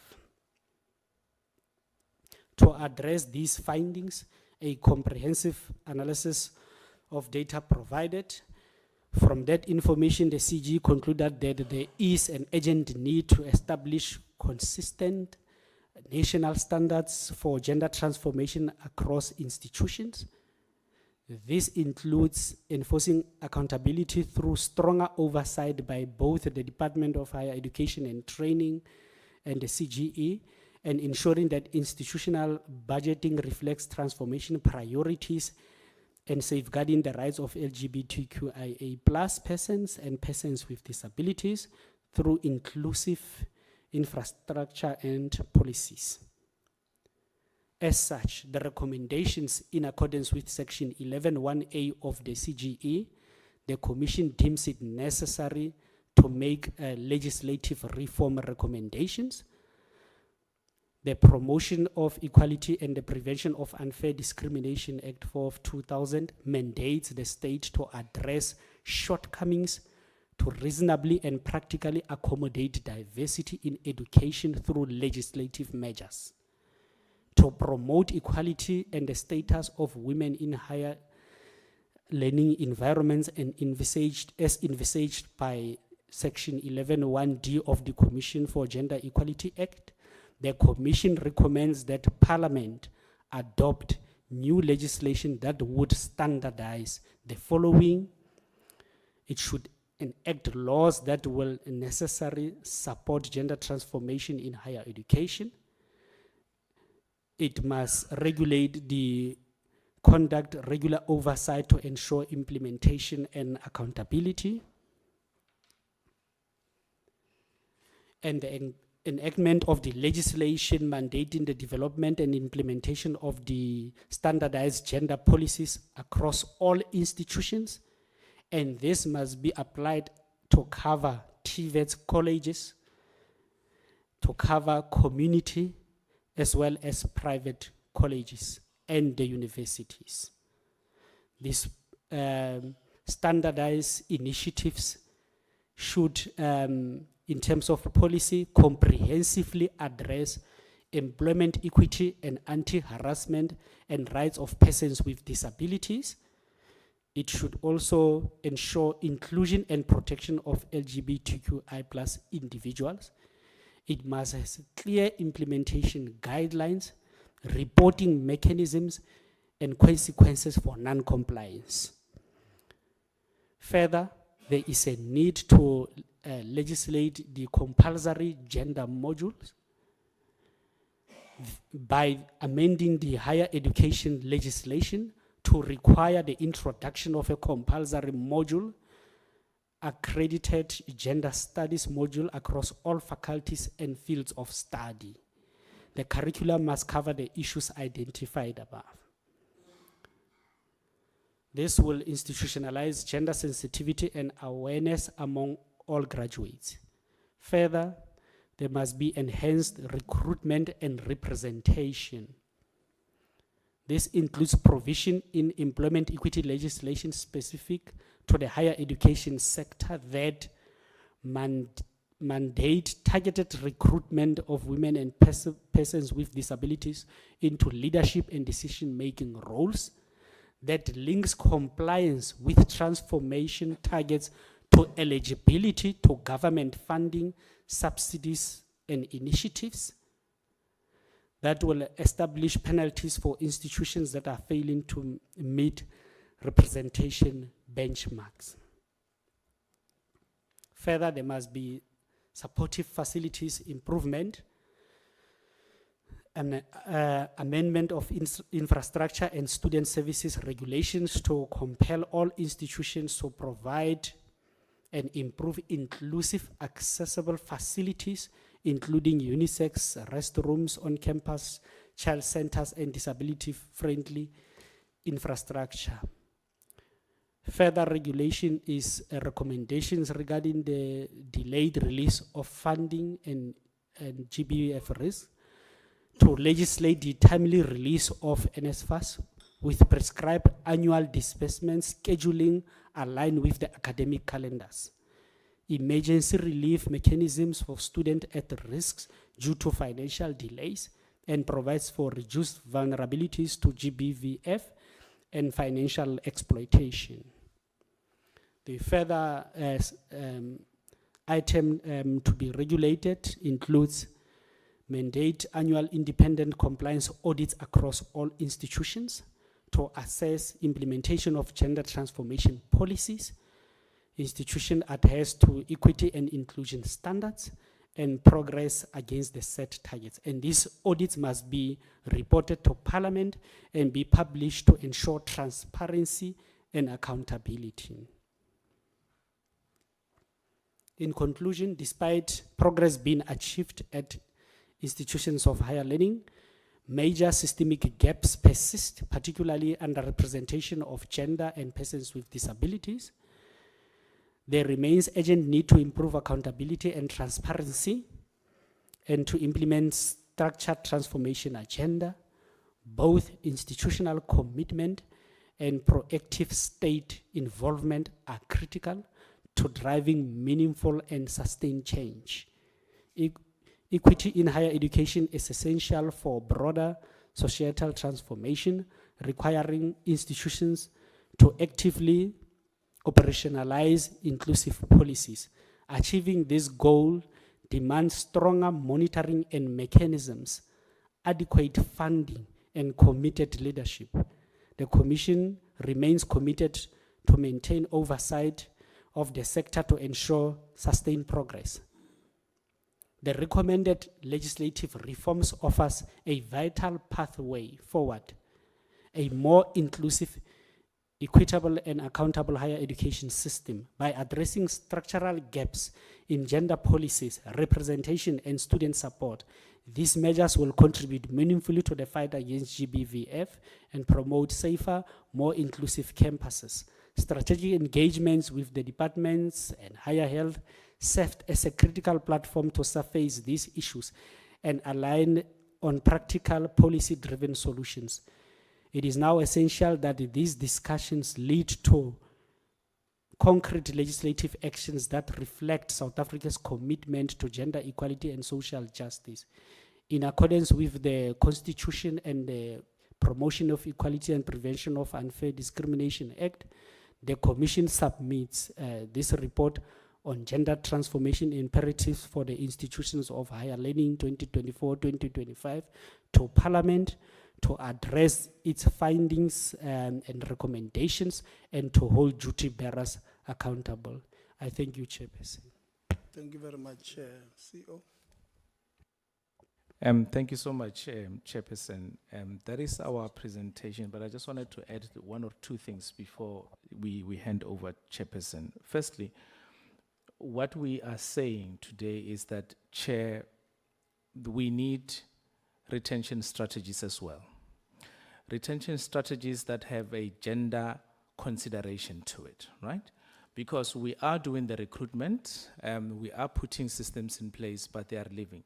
So when it comes to retention strategies, we do also find that there's that gap that is not focusing from a gender equality perspective. We need to improve reporting systems.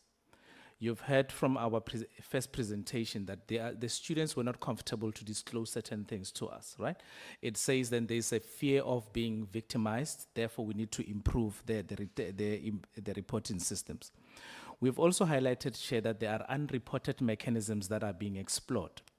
And we are saying when there is an unofficial reported cases, there should be risk assessments that are done by universities so that we can understand where the issues are coming from. So if universities are going to accept that there are unofficial reported cases and they don't embark on risk assessment, it's a critical aspect that we are saying it needs to be addressed.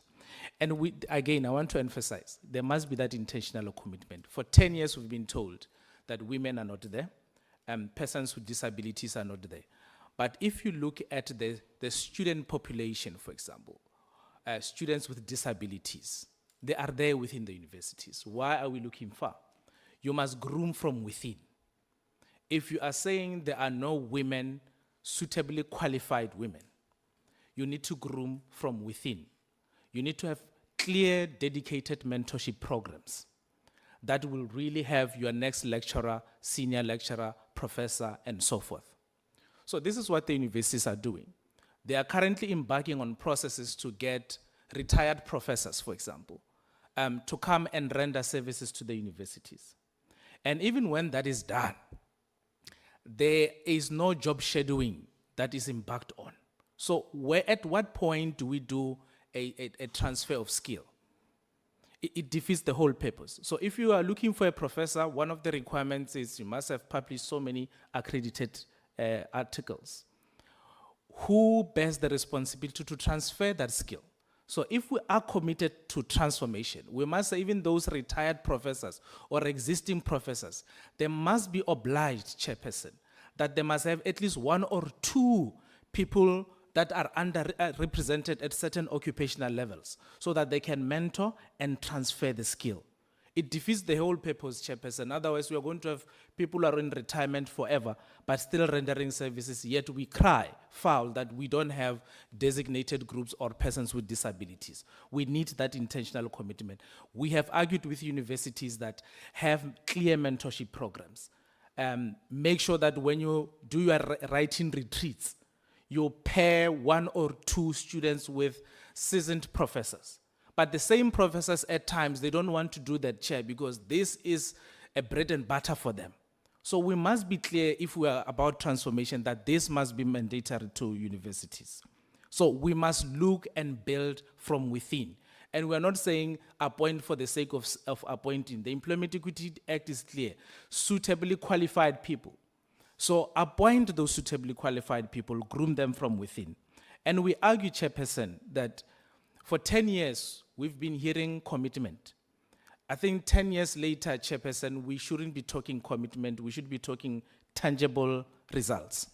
Where are we deliberately in terms of achieving equity?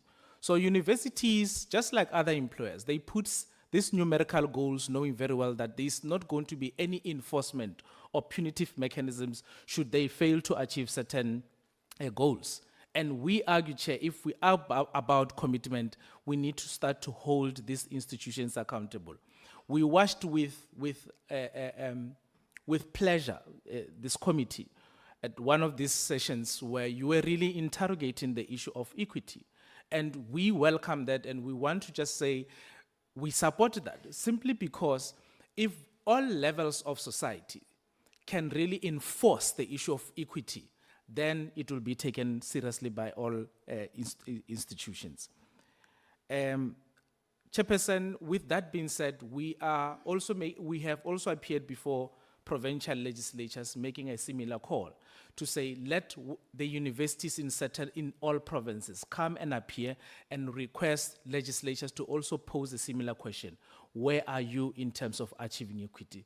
With that being said, Chair, I believe that that concerted effort will be realized and will have achieved what we believe is a just outcome in terms of our mandate. Thank you, Chairperson.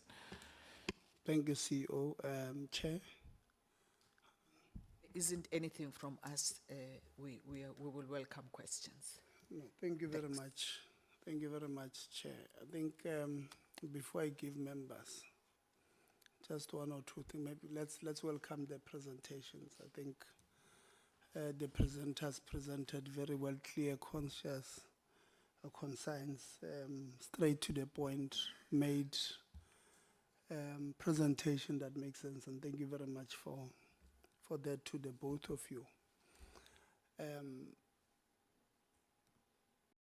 Thanks, CEO, for at least acknowledging some of the work that these members would have made. You know, it's very difficult when we are dealing with especially institutions that believe that they don't have to account anyway. The universities in South Africa have got that mentality, and not all of them, but just last week or week before, an institution representing universities wrote to me, USAF, University of South Africa, literally complaining that in us doing our oversight work, we make them uncomfortable. Yeah, they want to be comfortable. And some of the issues that they've raised, and I've said to them, I respect them so much that in the next term we're going to engage with them on their letter, because that letter makes a number of allegations against members that you know, we behave like we're in a military camp. We ask them questions they don't like. We're too provocative. I mean, you ask an institution. When we're on in March, we go to an institution, and this had me, just like when we interacted with Ingwe, TVET College on the 11th of June. You know, it had me that a person who, a deputy principal responsible for HR, does not seem to understand the process that an institution must embark on when there's a sexual harassment case. And this person is a female. You know, I was at pains trying to explain to her that when a student, and I think the first presentation covered this part, and we'll uncover it when we deal with questions. For a student to stand up against a lecturer and say, this person has sexually harassed me, it takes a lot. Because it's a power game here. And for you, after this student would have gained so much strength internally to report this person, for you not to do anything is a betrayal not only to that victim, but to everybody else in the system who some of them wants to come out, but they can't. And when you ask them these questions, you get this thing, no, you're asking us, we don't like how you ask questions. I mean, do they understand?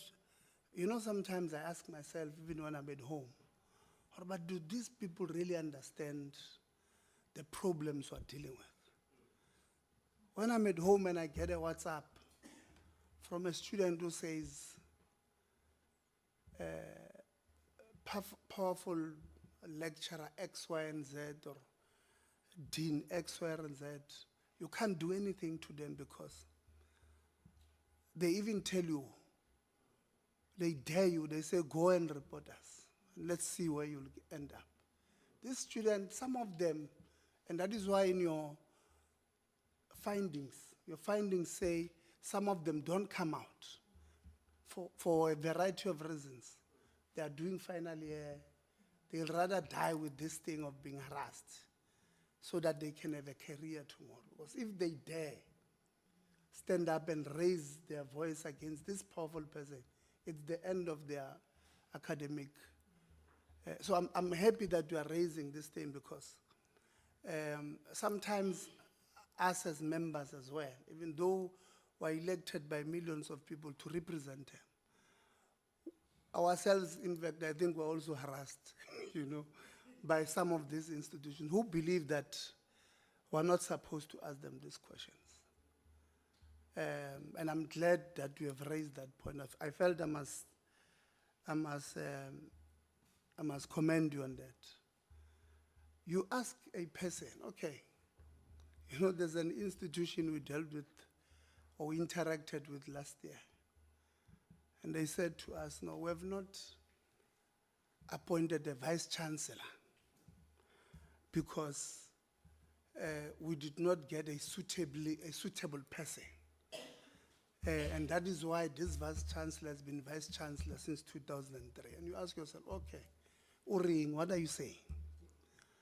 What are you saying? You are saying to us, Uri, you know, Uri, you can just tell you. There's a deliberate attempt to walk into power. I'm sorry.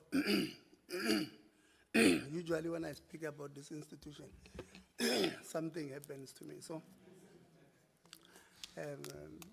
But you ask them, okay. Then you get another institution saying, we have decided the term of this person has ended. They've reached, which one? Oh, we have, thanks. We have, maybe he wanted to hear himself breathe. No, I'm joking. This person has reached the retirement age. But their policies, you see, they make their policies so nice for them that they say, if you are a vice chancellor and you reach a retirement age, your thing ends, your contract ends. Then we can hire you on a contract basis. That's what they do. And you ask yourself, why would they want to hire on a contract? This person has been there for 10 years. You want to tell me that internally you have not identified any, or you have not transferred any skill internally for anybody there to do this job? What are you doing? So their policies, they do them. So, and I'm happy that we have raised this, the skill transfer issue. very sharply, because when we raise it, we're accused of encroachment. Yeah, no, the portfolio committee is bordering on encroachment. You can't enter recruitment of a university. And we always tell them, academic freedom we respect fully. But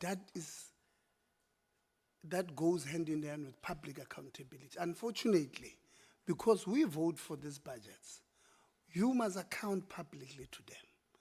And whether you like us or you don't, we're not going to, you rather lobby for us to be removed. But you must never think that we are going to keep quiet when we are refusing to publicly account for what we are doing with the public resource. So they were going to, and I'm happy, you know, when a Chapter 9 institution says to us, let's collaborate in making sure that X, Y, and Z is done. You know, for me, it's music to my ears. AG knows. So I'm going to harass you. You know, but this harassment this time, at least it's on a lighter note. You know, so Chair, I'm going to be on your case and say, can we do X, Y, and Z? Can we do, because we have committed that we want to do changes to the Higher Education Act. And in one of the recommendations you put there is that we must do that. And then we must put certain things there, or modules, you know, that must be compulsory. I welcome that part, but when we do so, we'll go to public hearings. So Council for Gender Equality must make sure that they are on the ground lobbying, you know, your constituencies when we go to these institutions for public hearing or public consultations to help us with these recommendations, because making them here, now we're not going to impose. We're going to say these are the 20 changes we would like the public to comment on. Then we'll go to them. But the changes will be affected by what comes out of the public. So we'll have to work together in making sure that happens. So members, so thank you very much for those. We'll come back with our answers. Mama Seko, you will be number 1. Tatem Kiza, you'll be number 2. Governor, number 3. Khao, number 4. I've already noted you. Low, number 5. No. This time you are number 6. You know, in netball, when you are number 6 there, you are very special because you help us defend the goals. So you'll be, yeah, you'll be number 6, Honorable Ngubane number 7, Khabo number 8, and if there's any questions, I'll come in last. So we have, it's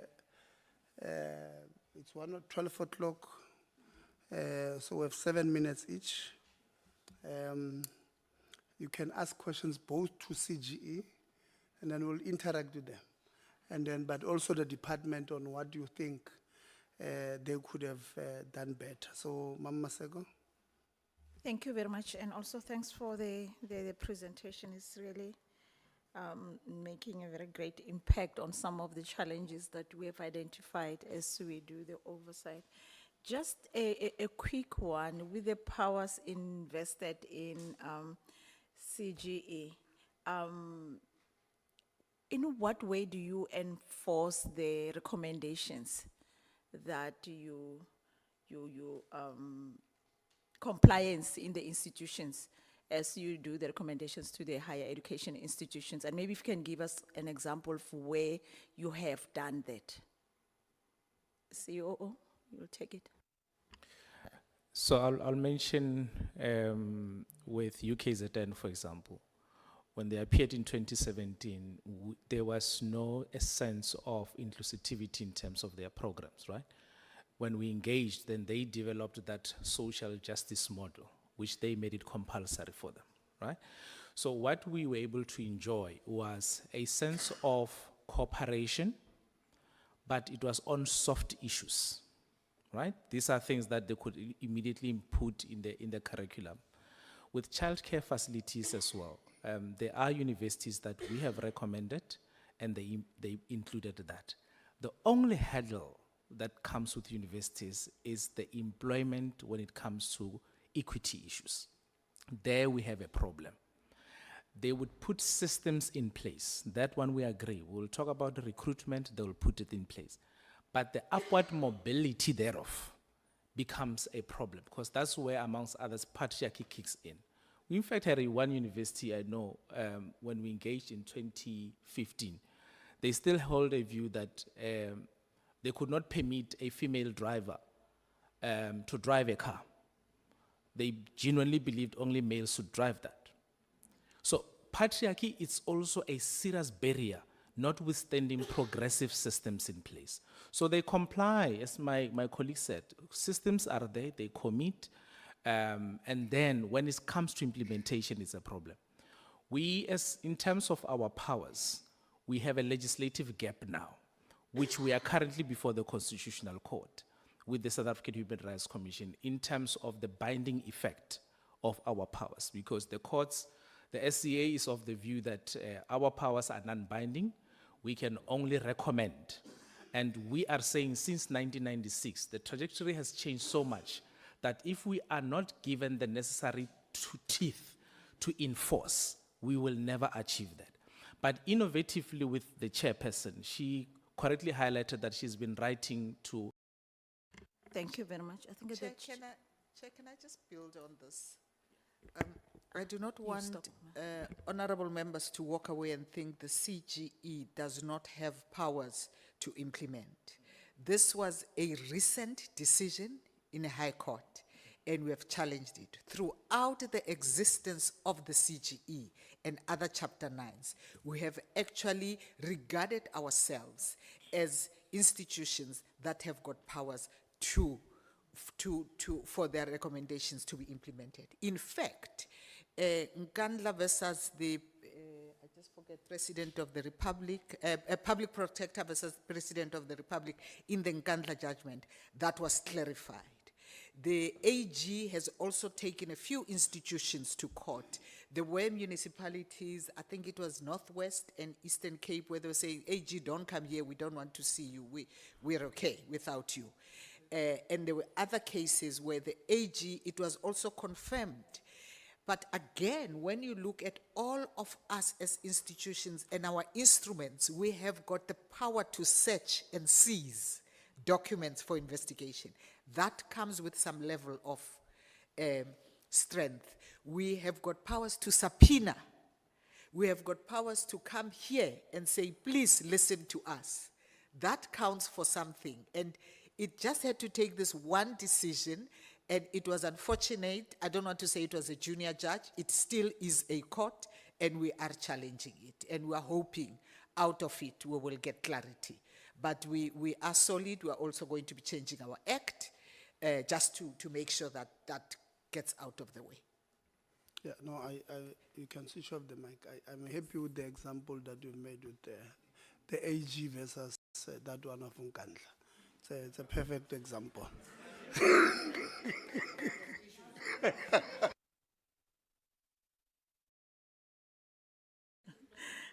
Okay, thank you very much. And I think it's going to be a very interesting one to hear the judgment after you have challenged on the outcome.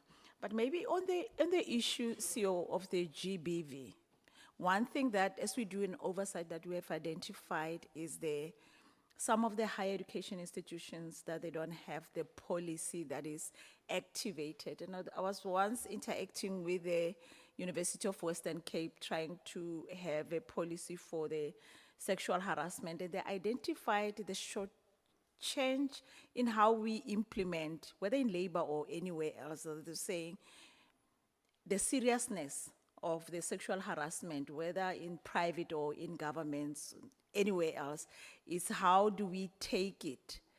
When you get employed, you get to receive your contract of employment. It's a serious document to you, but we separate the sexual harassment policy.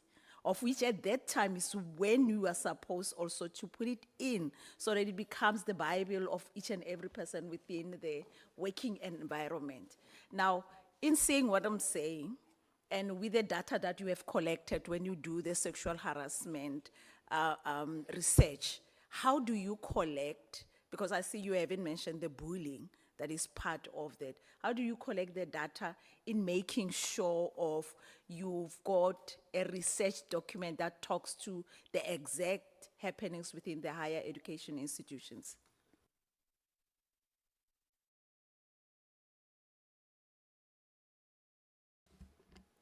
Thank you, Chairperson. So the methodology that we were embarking on was more qualitative, right? We were assessing the standards that have been embarked on by universities to develop policies, not necessarily the collection of data, right? So we've been relying on a number of instruments. So 1998, we're looking at the Code of Conduct on the handling of good practice, and we know that was set aside in 2005, right? From 2005, we've moved, now we're in, is it 2012? So we've been using those frameworks to identify whether they have solid, responsive policies or not. But I agree with you, Honorable Member, that it was, for me, you can have a policy, but those that are tasked with the implementation, it's a problem. We had a situation with one pharmaceutical company where, just on the example that you're giving, when the candidate was given their first pack at work, the first question that was asked was, what was your favorite sex position? Truly speaking, that happened now. So it says the company doesn't align with that type of attitude, right? Or behavior or conduct. But the systems are there. But the one who is tasked with the implementation has a problem. And that is why our recommendations are, amongst others, you must have sexual harassment sessions fully conducted by an independent person so that we can make sure that the discourse is fully understood. We did an unannounced visit with one of the universities with a similar recommendation. And they gave us a date that on this date, we will be having a sexual harassment. When we arrived there, it was literally a 2-line statement. This is your sexual harassment policy, don't do it. Can we talk about labor issues? And that is where the problem is. Because the champions of these policies, they themselves, they have not been properly inducted and understand the gender dynamics that happens within the place of work. And that's where we see our problem. So we did not collect data. We were assessing with the existing international, regional, and national instruments to determine whether they have solid policies or not. Thank you, Chairperson. Thank you very much. I've got a lot of questions. I'm trying to touch as much as I can. Maybe for the department, the higher health.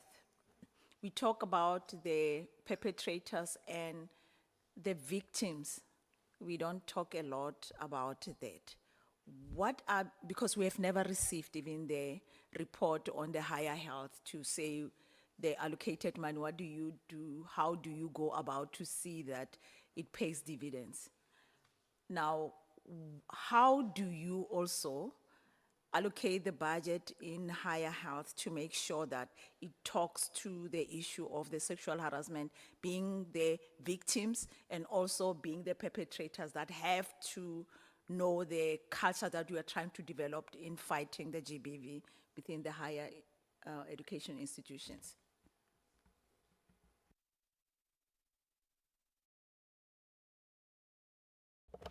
Thank you very much, Honorable Masego, for that question. Indeed, perhaps as the chairperson indicated the last time we were here, we did commit ourselves to bringing a report in September that would speak to the work that we do with higher health. The first point I would like to raise is that we work with higher health on developing the policies that have been reported here. And we would like to express appreciation for the points that have been raised regarding the need for those policies to be improved upon. The second point that I would like to raise is that in terms of allocation, as a minimum from my branch and allocated through the two colleagues that are seated behind me, for GBVF, we allocate to higher health as a minimum 30 million for GBVF. And that is intended primarily to attend to victims and students in particular. And we could go at length to the modus operandi and and the reach that we have made. But I'm mindful of the fact that the chair says I speak a lot, but we basically allocate 30 million for gender-based violence and femicide. That is separate to the civic education program that honorable members were exposed to, where there is a module that is accredited by the quality, the QTCO institution. But we don't at the moment, at this particular moment, we are not 100% happy about the implementation of the Transforming Mentalities program, because that one is intended to ensure that we address issues that look at the perpetrators and attending to matters pertaining to addressing toxic mentalities and addressing matters pertaining to men who perpetrate violence. Thank you. Yeah, no, if we have time, you'll come back. Let's give others. No, when we have time, you'll come back to your last question. And Dadam Keys. Thank you very much, Chair, and thank you to the Commission, Commission for Gender Equity, government, and Higher Health present. I think the report was really enjoyable, just to hear how it also corroborates with other research studies that have been done for many years ago, you know, how you'll pick up some of the consistencies. And I think the report really reaffirmed the reality that gender-based violence or issues of gender equity are more of a social issue than other things. And as part of social issues, you find issues of socioeconomic conditions, cultural issues, issues of gender, issues of race as well. And without having that contextual understanding, you'll not be able to address gender equity issues or gender-based violence at large. It's also a matter of contemporary issues, issues that transpire in different material space and time. And I think the report has been able to put together. But our biggest interest is the learner or the student on the ground as to how our work and what we do and discuss here now facilitate change on the ground. That's why my questions would be more on what now. Now you know what's the problem. What next? So I'll just take points as they come. I'll drop question and go. I will not do buy, stop, and go and all that. So on the issue of lack of gender and racial transformation, I would like to know the Department of Education, Higher Education and Training, the Commission itself, what are practical steps now to solve that? We know what's the problem now. There should be a plan. We can't keep the victim suffering for a longer time. We know this GPV issues, equity issues. There are a lot of psychodynamics at play which influence GPV. Some come from cultural, environmental level of access to information, economic resources and all that. And the report has pointed out that you saw more vulnerabilities when there's delayed payments, for example. So you can link the behavior, the vulnerability, the suffering to financials. So we will need a practical plan. I would really like to know what now. We know the problem now, what next? On pay disparities against women and people living with disability, I would also like to know how to address that at universities. I noted the point of currently not having binding powers, but what's the plan? Also considering that lack of GBV policy implementation, particularly on sexual harassment. I would really like to know what we do now, from now moving forward on that one as well, because we can't have a situation where we keep on singing about the problem, but there are no solutions. And clearly, by virtue of this being a social matter, it means in its nature now it's more complicated. We know how social issues could be entangled to each other. Therefore, no one institution or organ can solve this problem. You need coordination of other NGOs, the civil society, proper coordination between Commission for Gender Equity, higher health, the higher learning institution and training. Proper coordination will be required just to hear what is your strategy around coordinating effectively now. Because we know that the terrain on the ground sometimes it is highly contested, there's competition even amongst the organizations, the NGOs in the tertiary space, some gatekeeping and all that. At the end of the day, the learner suffers. You know, there's a lot of gatekeeping, you know, but we want to bring service, but there will be issues and all that. So what's the plan there? Lack of funding for gender awareness. And I'm saying government may also be required. I'd like to hear from government.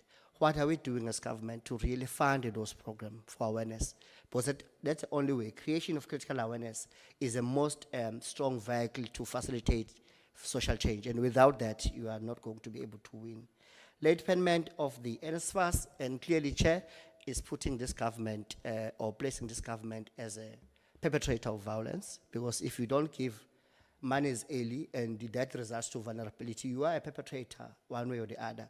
So perhaps government also, as government, all of us perhaps to also reflect on that.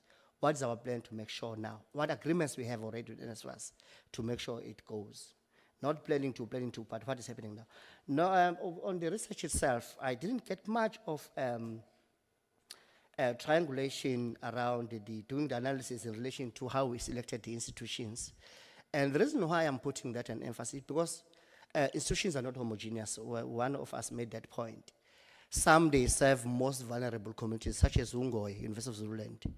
And they are situated in a particular cultural context. In that way, it influences the level of GBV, the patterns of GBV, even the contributing factors of GBV.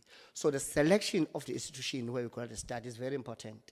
So I would have loved to hear why it's more in WUSU than Stellenbosch. And I have assumptions already that Stellenbosch may be predisposed economically better than WUSU.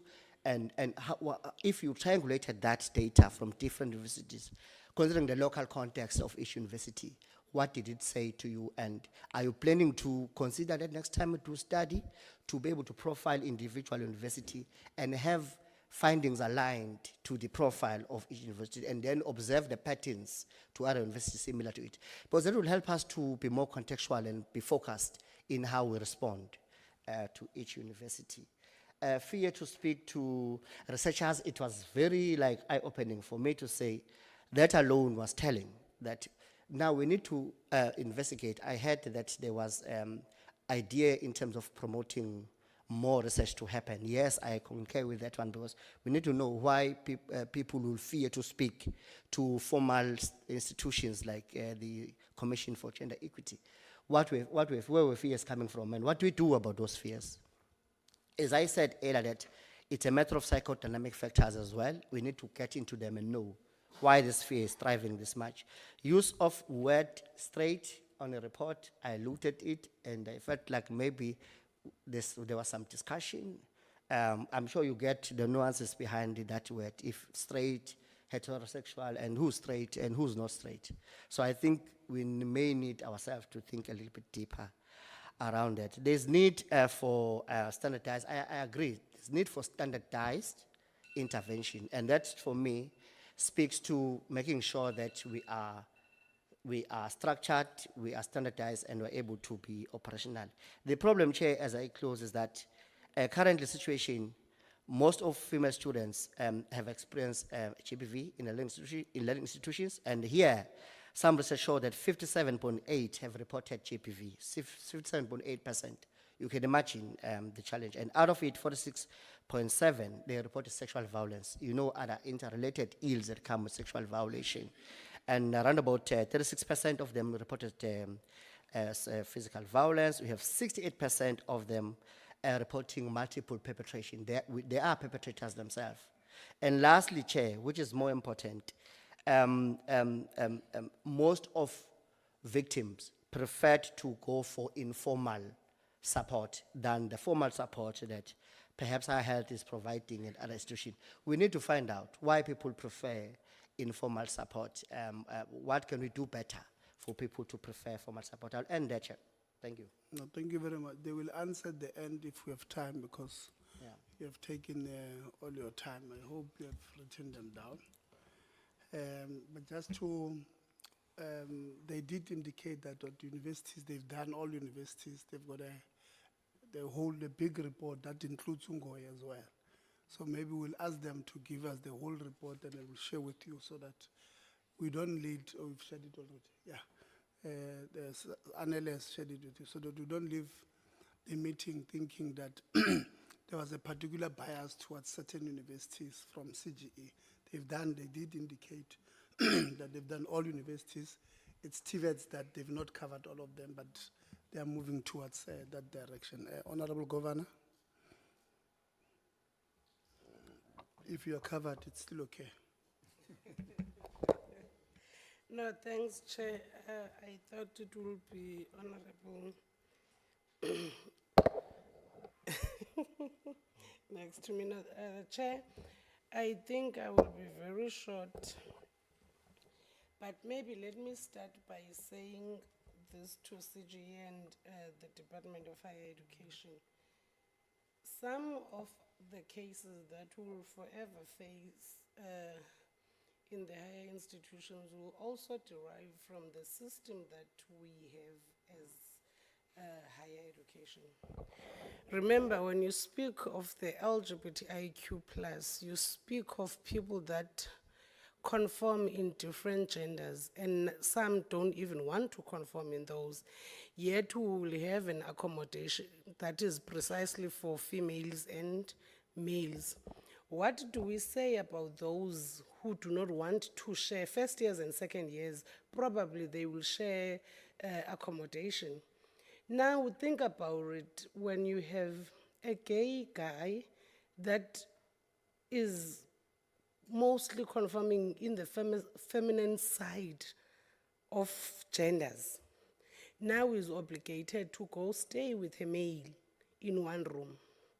That is the first harassment a child or a student in university has faced. Maybe we will really need to look deep into the policies that seeks to address these harassments. We must not also contribute towards these harassments as government. Secondly, I have been thinking about the whole issue when it comes to the LGBTI. How can institutions better include the LGBTI identities in SH policies and interventions? That is, I've heard the presentations and I've listened to some responses, but I'm thinking to myself, how can we fast track this to be included so that they respond to challenges faced by the LGBTIQ+. I've also been following close cases, and I've been meaning to ask, how do we protect witnesses on these cases? Because it's something that we also really need to consider. How do we protect witnesses, even if the case was formal or informal? I think the two can be responded to, Chair, while I have other.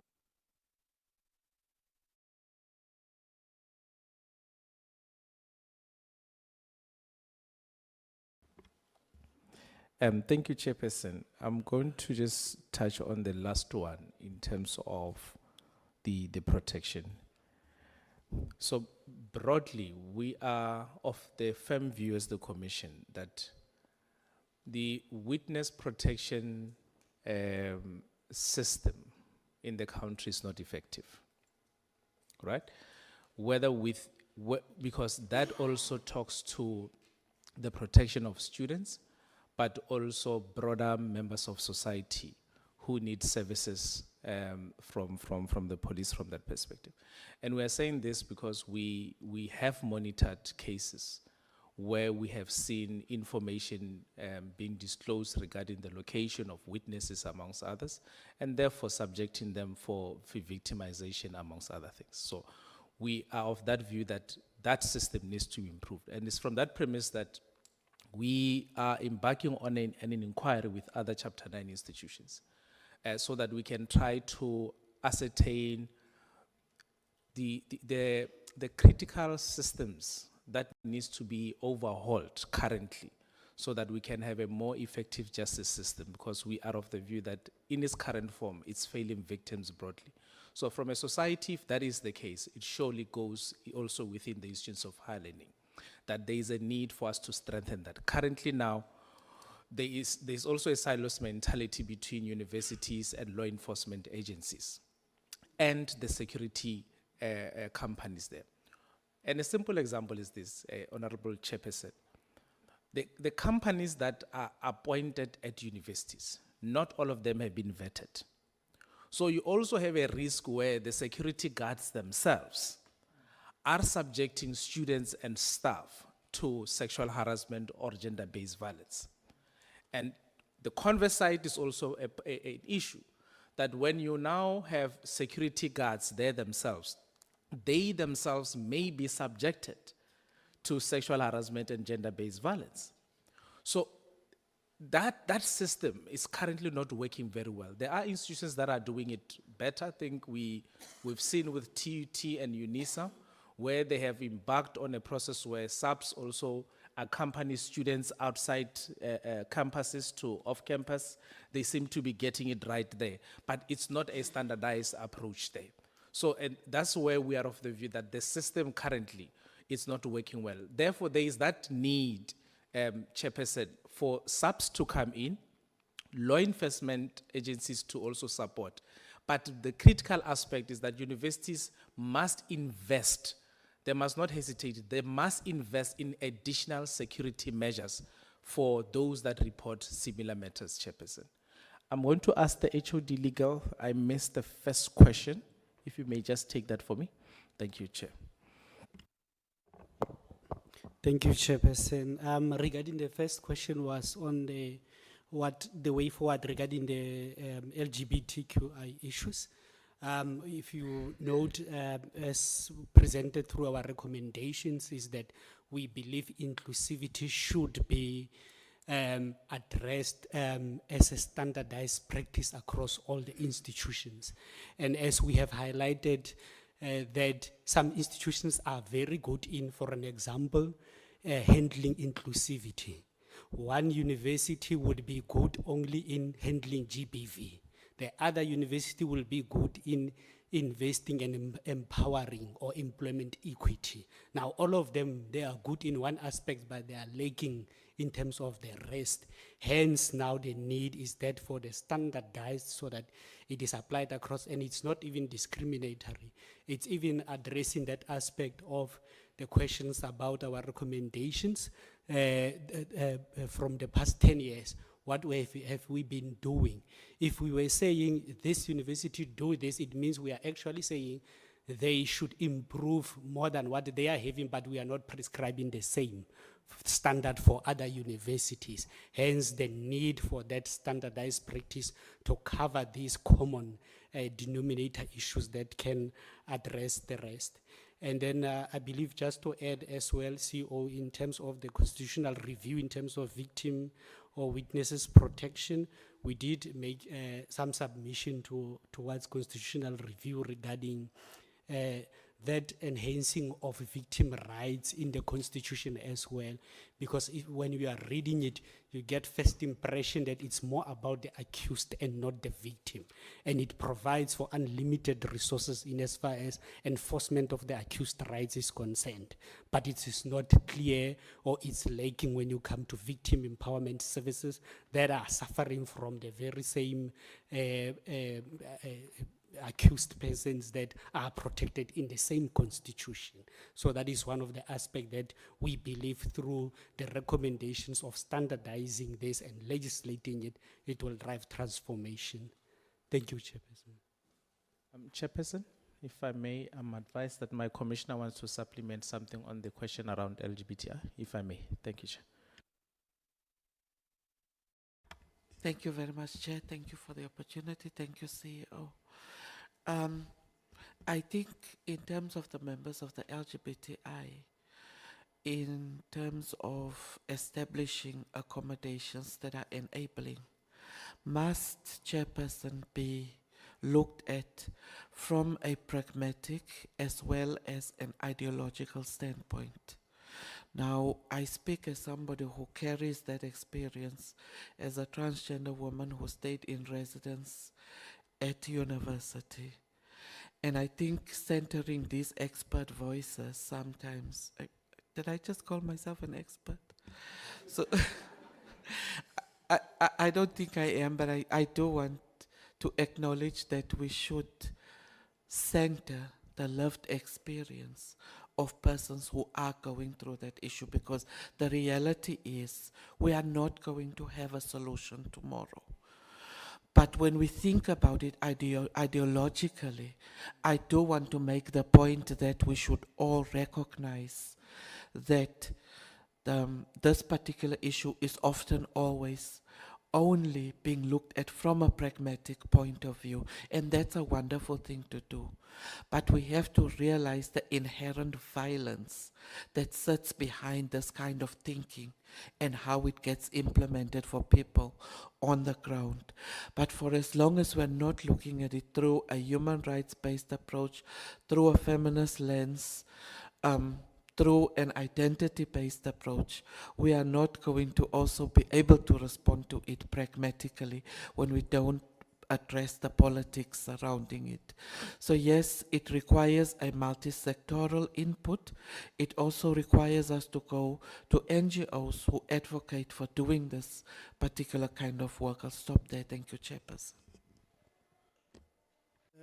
TM, there's something you wanted to say. I've paused your time, your 53 seconds. I've paused it. Thank you very much, Chair. I thought I should come in, and I'm so tempted to respond to the questions asked by Honorable Mkhize as well. But I will... Not on our time. Yes, I said Chair. when we are done, Yes. you'll respond. Yes, to yes, them. yes, yes. Thank you, Chair. Can I respond to Honorable Govani? Yes. Okay. So I think she makes a very good point about the fact that sometimes the systems that are in place in our higher education institutions, especially where you find accommodation for females and males, is not inclusive when you look at members of the LGBTQIA+. And I was hoping, Chair, that I think one thing we've not done very well is to involve USAF in this whole process, is to be able to foster a meeting between USAF and the CGE so that they can share these findings. And that way we can ensure that, you know, some of these issues are channeled through USAF and then hopefully filtered down to the institutions. We have just facilitated a meeting with CGE and NSFAS is taking place on the 5th of August. So we are trying to ensure that everybody in the higher education space is on board when it comes to these reports. But just talking about, I just want to touch on the protection of witnesses. So one thing, the great thing about the collaboration, and I'll not call it a partnership, lest I'm told that we're not partners, and I really want to respect the CGE. It's a Chapter 9 institution, just as important as the Office of the Auditor General and the Public Protector. The great thing about the collaboration, Chairperson, is that it's not only us and the CGE and Higher Health. We've got NPA, we've got SAPS as well coming in. So to break those silos that you have between higher education institutions and law enforcement agencies, we thought, let's have them on board. SAPS, Chairperson, we're in the process of concluding an MOA that will not only speak to the issue of bogus colleges, but also issues of gender-based violence as well, where we now formalize how we're going to work together and how they're going to help. And in that way, we'll bridge the silo that CGE pointed out, that the silos that exist between universities and law enforcement agencies. Chairperson, I will come back at the end. So I'll come in at the end just to share some of the things here. I will also come in at the end to respond to the political statements. Honorable Governor, your 53 seconds. I don't know how that happened, but I will try and be quick. Department of Higher Education, I'm looking at NSFAS. Have you ever engaged NSFAS on how they also contribute towards GBVF in delaying payments? Because what will happen in January at those stalls and young people coming from schools not having accommodation, not being responded, not being admitted by universities, it will contribute towards these allegations of transactional relationships between registration, leadership, and staff. What have you done to make sure that NSFAS is aware of this, and what after these implications, what measures do you have towards the staff and the leadership to try and correct that? Coming to oh, this bit is disturbing me, Chairperson. No, I'm now thinking about why are the most HEIs still struggling to develop the inclusive policies for trans and gender diverse students? How will CGE enforce inclusive infrastructure requirements such as unisex, restrooms, and other accommodations in policies? I've understood what Commissioner is trying to say, but I'm thinking, Chair, we will need to stop saying the inclusivity is there but not being implemented. It's not there if it's not being implemented, and it's not there if it's not responding to challenges on the ground. So it's not assisting us. We need to have a department that says this is how we are trying to implement, and this is how we are going to formulate policies, and those policies must include those LGBTI+, because you can't discuss anything that you are not familiar with without the person really feeling and getting the pressure from this side, being sidelined by the department. Yeah. The last thing, Chair, on monitoring and evaluation. How will the gender mainstreaming audit tool be monitored nationally? And what role can Parliament play in enforcing annual audits and publishing findings for public accountability? Because when we are doing oversight, we would want to understand from the basis of the roles or the criteria that you have given to us, what role are you going to play in all these findings? I think, Chair, I'm partially covered, though the time today was very limited, because this is where my advocacy lies. This is what I will speak about for the rest of my life. The social norms that young people face, some destroy even academic lives, they destroy profession, they destroy livelihood, they destroy families.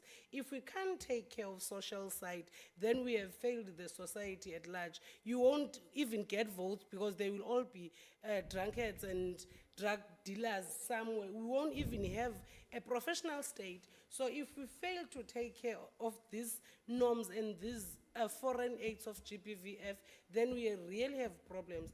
Others speak Thank it from a perspective of being from rural areas and urban areas. You know, if you check GBV in rural areas, it's even worse compared to higher urban areas. No, I agree. I agree. Understand that on the 19th of November last year, she met with GCE, and there was a task team that was, did I say GCE? CGE, I'm sorry. It's a habit thing. And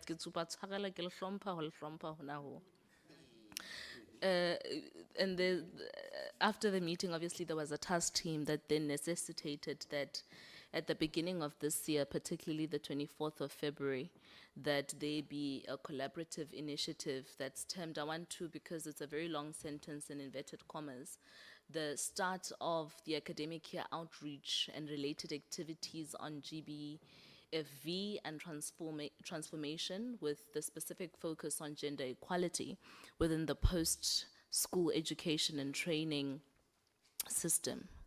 I think that initiative is really cool.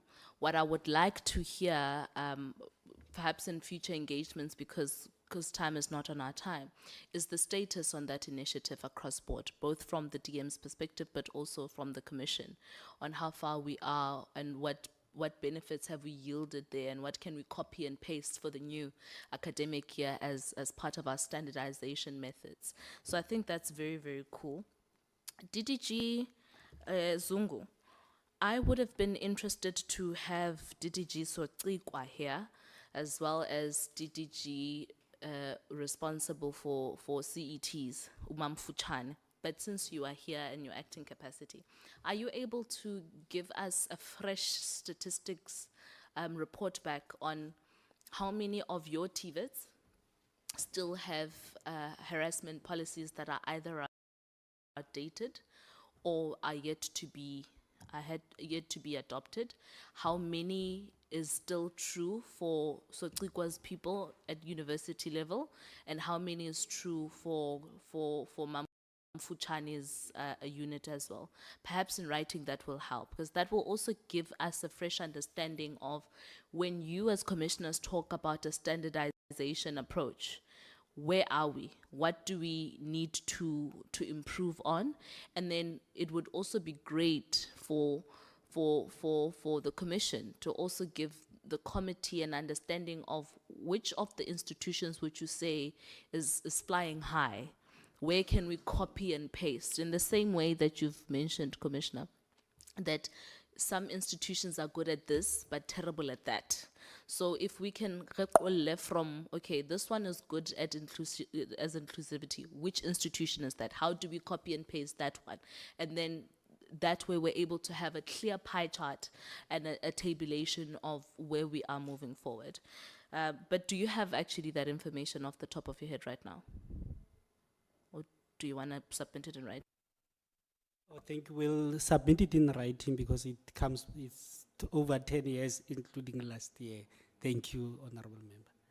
All right, thank you. Order on yourselves. Order. Okay. No. Ke moyeng wa kgotso today, ska nqala. So I want to hear this then. So, Chair, Section 187 of the Constitution mandates your functions, right?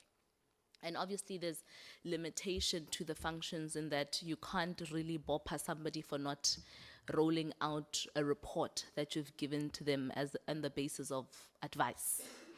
Part of the information that I would like to receive would be how many of the analysis and advices have you given to the department and reports? How many of them have actually been rolled out? How many of them are still lagging behind? That way we're able to trace the progress of the sector and we know what are we dealing with. If we can have that, that would be great.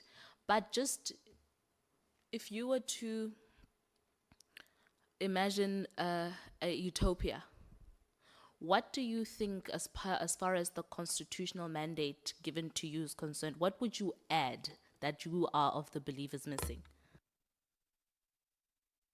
Missing in as far as empowering you to do more?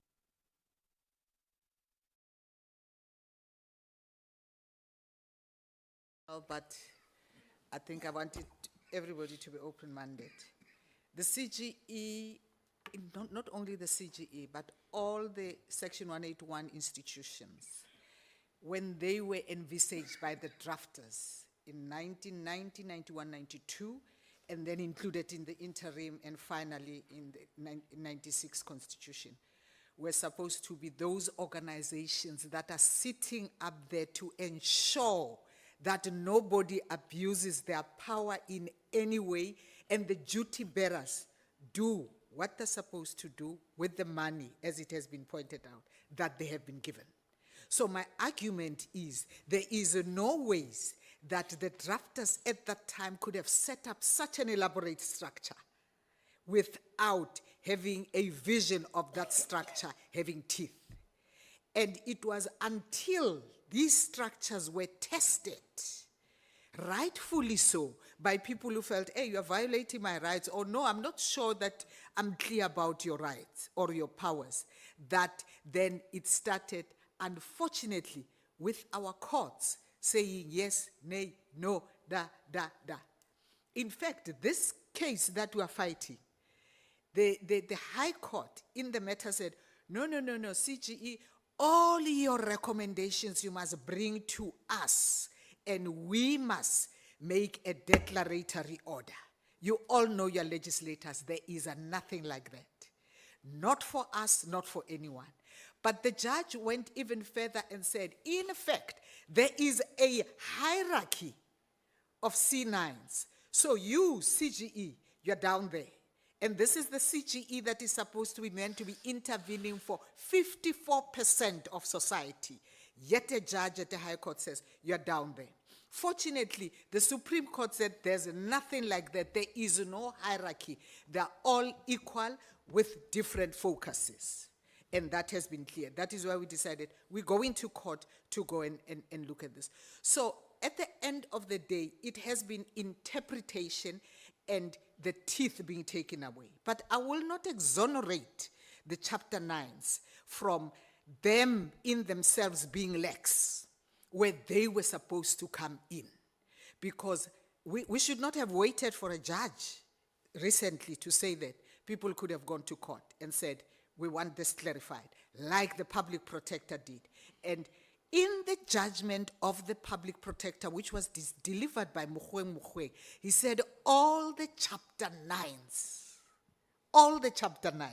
And we continue to have people arguing that, no, it's the public protector. No, that judgment says all the Chapter 9s, their recommendations are binding.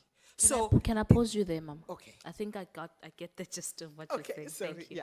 The reason why I'm asking this, Chairperson, is because a Chapter 9, my understanding is that a Chapter 9's institution's recommendation should be binding, right?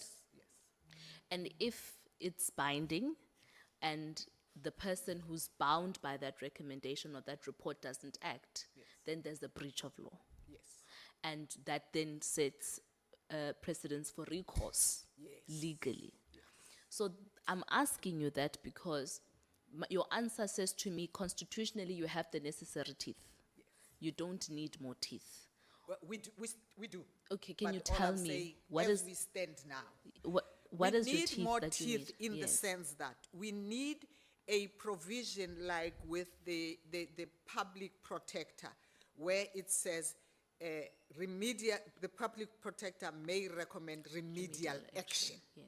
Because it's there in the provisions for the public protector. But that still is being argued that it is not enough, because remedial action can be ignored if the duty bearer who's supposed to ensure that that is done ignores it.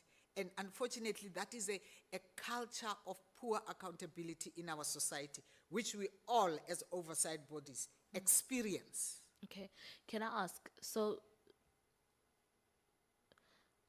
Section 187, subsection 2 says, I won't read the whole thing, but it says part of 187 subsection 2 says that the power, the responsibility has to do with, beyond advising, it's reporting on issues concerning gender equality. So what is your understanding of the A and Z of reporting? Where does reporting start? What does it end? And what purpose does it serve? I'm going somewhere with this. Okay. Reporting to us has been one of those areas where we have succeeded. I'll give you an example of, I think it's the Sitole matter, where a domestic worker fell into the swimming pool and the employer said, no, we cannot pay you. And fortunately, it took the family approach in the CGE to say, apparently we as domestic workers, the domestic worker sector is not covered by law and by compensation. What we then did, we went to court. So we litigated, and the court found in our favor. Afterwards, we approached the Department of Labor, and there lies the critical issue. Immediately, they changed their legislation afterwards, and they've been working with us ever since. And today, We did not have one Miss Sitol. Is it Mahlangu? Mahlangu, yes. We did not have Miss Mahlangu benefiting. We've got the domestic workers and gardeners of this country being covered by workmen's compensation as a result of that. Let's bring it back to this room. Okay, Higher education. yes, For the last 10 years, you've had reports yes, and recommendations Yes. and analysis of what's wrong with the PSET sector. Where's the legislation? Where's the litigation? Where's the court? Are you of the opinion that institutions of higher learning, all three, TVETs, universities, CETs, and even the department itself and its entities, haven't breached anything which, in your understanding, as far as gender equity is concerned, is worthy of approaching the courts? Do you see where I'm going? yes. We have not reached that stage, but I'm sure if we can sit back and reflect, there would be lots. But the other thing, if you look at Section 8 of the Constitution, it says every single person in this country is bound by the duties that arise from the Constitution.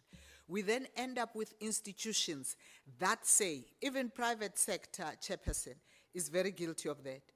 Give us a copy of what a sexual harassment should be. Give us a policy document that we can. So everybody is pushing because there isn't this understanding that when the Constitution says, I must be protected, it even means the employer must be protected. And that is where we could come in as the CGE. And we have not done that, but we could come in there. Thank you, Honorable Law.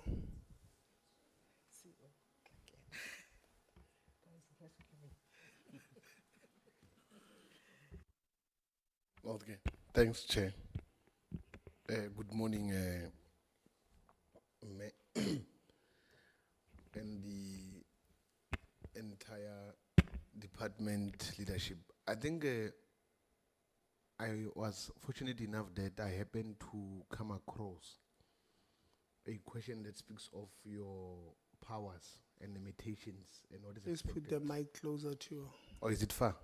Okay, I don't want to shout. I don't want to intimidate. I want to be very soft because we are seriously accused of bullying and doing all of these things. So am I fine now? Thanks. Now, I'm raising all of this, Chair, because the Constitution does empower the CGE as per Section 187. And they're an independent institution. They evaluate, they monitor, and then they recommend. And then part of the problem comes there now, where their recommendations should be enforceable. And I think part of the problem now comes where, during our oversight, and ever since we've been here in the 7th administration of Parliament, we've came across a lot of issues of sexual harassment and gender-based violence and many other issues that we think by virtue of this, we would have done a lot. Now I want to take you back to sorry, I'm not shouting, it's the mic. Like I've said, one of your objectives is to evaluate the Employment Equities Act's impact in addressing gender transformation at Institution of Higher Learning and TVET colleges. And now it has been 12 years since the CGE commenced its gender transformation hearings in institutions of higher learning. My first question will be, what measure has the CGE implemented to ensure that institutions which are non-compliant with legislations are held accountable, besides sharing the findings and recommendations of the hearings? From 12 years ago, how have you dealt with the situation ever since we had the hearings? Albeit that you shared them with us. What has been the improvement and stuff? I want to establish and trace how we can enforce and assist in going forward, because you are accountable to us, to Parliament, as CGE, so that we are able to assist you. So we need to work together. Okay, that's my first question.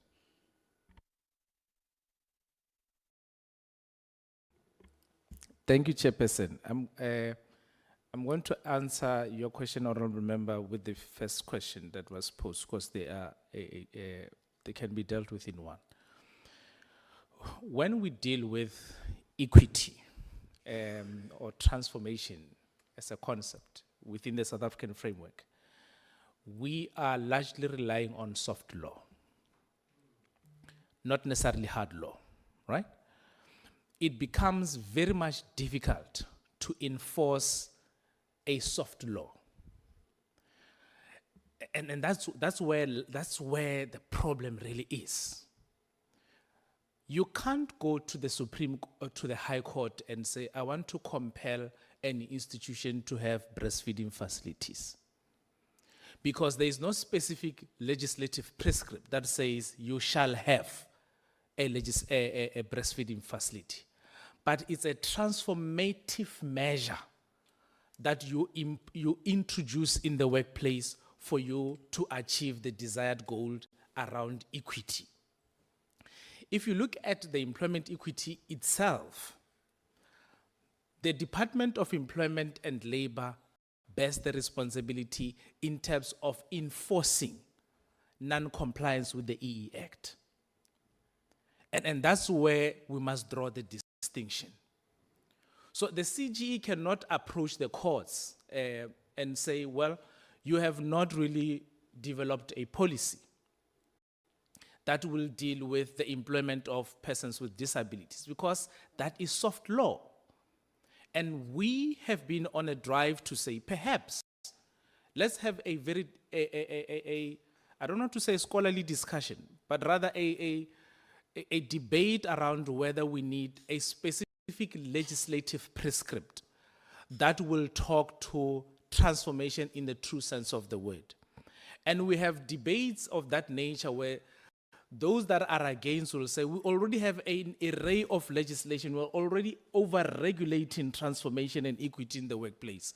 You have your Skills Development Plan Act, you have your BEE, amongst others, that talk to transformation. Therefore, it will not be practical to have one single legislation. And that is where I'm saying, in terms of the first question, lies the problem, because we cannot enforce soft law. But where there is hard law and it's really in the legislation, we would not hesitate to implement that. Now, for the 10-year period, we have not seen non-compliance with hard law, but we've experienced non-compliance with soft law. And that is why we did not actually approach the courts in that regard. But we are using these other innovative ways to say, if you are to achieve transformation, you must really consider this soft law, because it will help you to achieve the equity results in terms of the act itself. No, thanks. It becomes quite significant and important that we remind ourselves that as we review, as we seek to assess, we must be proactively as an institutions or to deal with issues accordingly. I'm raising this because a 12 years question should have given us an opportunity to have known that if we are at this particular problem, what therefore becomes our take as an institution for us to be enforceable. Because I've raised it deliberately also because I'm saying again, there are a number of cases we've confronted with ever since we've came to this parliament. And these cases are quite serious in such a way that there are institutions that do not even know that they must have GBV policies where they must protect perpetrators and whatsoever.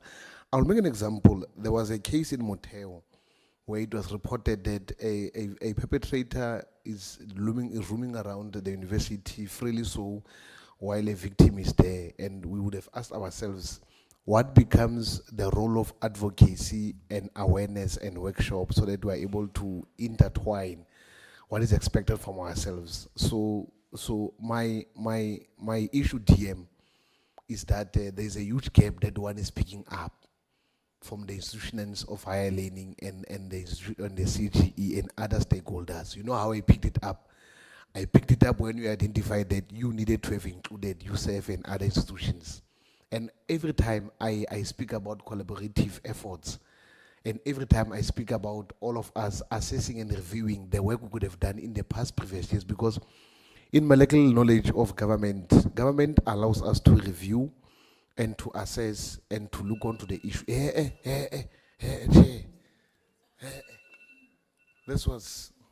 This time was so DM, I'll send the questions tse di kwetseng ka kgotso le nyaka lo fela ke batle bosula bope gompieno. So I was saying, as I conclude, Chair, no thanks. I wanted to say that the gap one have realized and we've identified is nothing else about chapter 9 or whatsoever. It's about us sitting down and saying, this is not working. How do we put it into work so that we're able to be enforceable? I can't work for 10 years and then yet people are just taking my reports for nowhere. I'll get tired and we'll never have progress. So I think the most significant issue here is to make you to have feet and then you are able to bite so that you are able to respond to the need. And then the department also must play its part. You know, ever since we came, Chair, the department, in all their entities, there seems to be a gap. And we need to look on to how you close the gap in between your entities. Thank you. The chair has opened his mic. I don't want to be chased out. Thank you. Thank you. I'll bring you at the end. Des?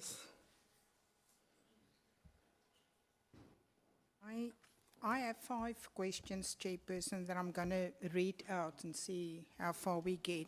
My first thing is that the presentation, which I found very interesting and valuable, covers universities, of which we have 26, but there are 50 TVET colleges, and then we also have community education training centers, and of course the private higher education institutions. And how is your work going with that? Are there reports on all of that as well? And are we benchmarking, Chairperson, with a model somewhere in the world on how to help us? Because we don't want these stats to rise year by year. I also would like to then talk about the stigma. It was mentioned in the presentation that families and communities don't always accept, even children with disabilities aren't always accepted in various communities in our country, and I think it's getting better, but it's still an issue.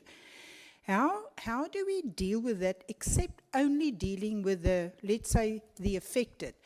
These families, are we doing anything so that they can learn to accept what our Constitution actually provides, that we all have rights? It doesn't matter of your sexual orientation. Because I remember, and Chair, I think you were with me at DBE, when we had schools where we had parents, due to the drug and alcohol abuse, where the parents couldn't read and write, and some of those schools in the gangster valleys took in the parents and give them some sort of education to read and write and understand and assist their children. And are we reaching out to those communities and families where these affected persons are? And then, Chair, I also have another question about SAPS. I mean, quarterly we get the SAPS crime stats. Now, we also on education at some point asked that the stats comes from these institutions where it's relevant on sexual assault or what rapes, whatever it's relevant here. Should it not be a separate category to create awareness outside that we're not in the global country stats, but our institutions has got this challenge? Maybe by creating that awareness that it is going bad might change into a positive if we show what is happening. But now we all, some assault is just sexual assault. Why aren't they a separate category for at higher institutions, for example, or people with a specific sexual orientation? I'm trying to find solutions of which I don't have the answers. I'm not an expert. I also think, Chairperson, we have medical students that must do community services years. And why don't we discuss with that relevant departments or ministerial people on how to utilize those students to be available for that ComServe years, to do counseling or psychological work or mentoring. We can also use people who's gone through this whole negative thing, maybe speak out of experience. But surely, some way, I am telling you now that if anything happens to me, I'm not going to go to senior person or staff member, or might even be my parents. I would like to get somebody who's actually been through it to guide me to really understand that.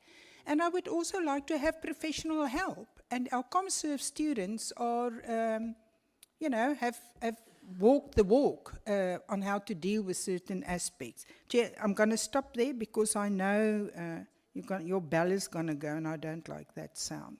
Thank you.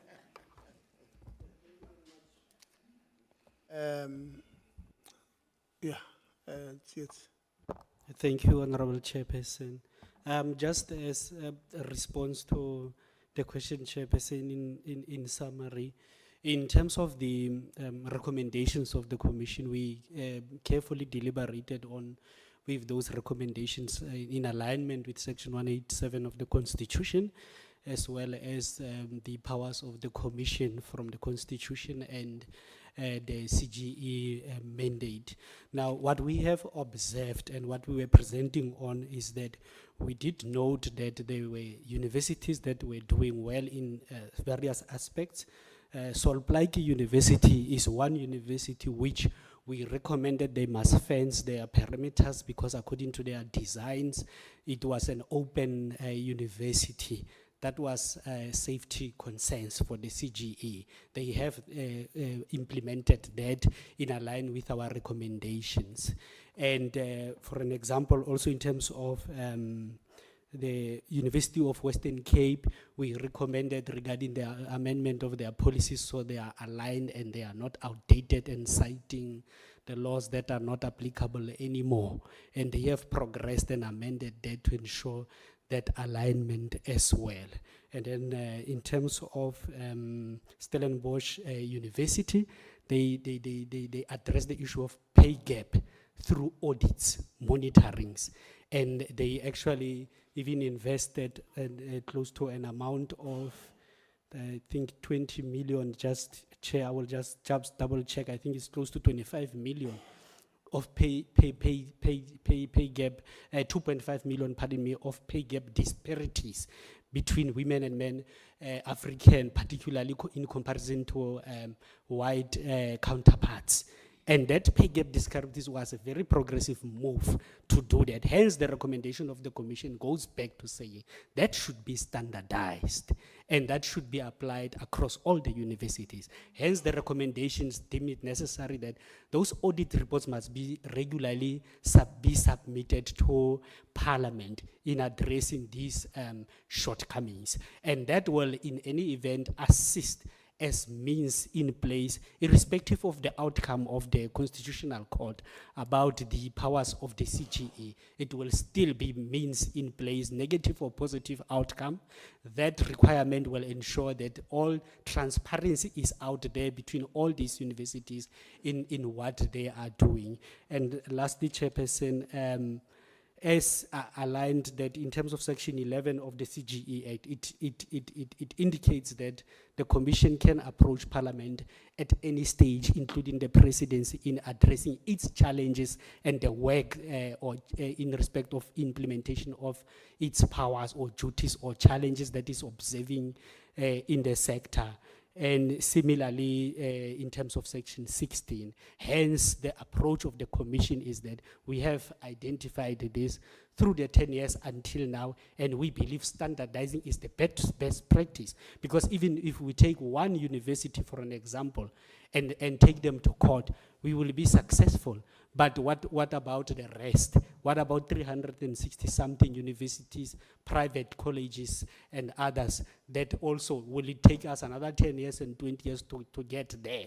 And will we wait for the court litigations to progress for years before we get certainty? Hence, the Commission believes this is the appropriate recommendation that standardizing it right now, addresses it right now through legislation and through the powers of Parliament as envisaged in the Constitution. Thank you, Chairperson.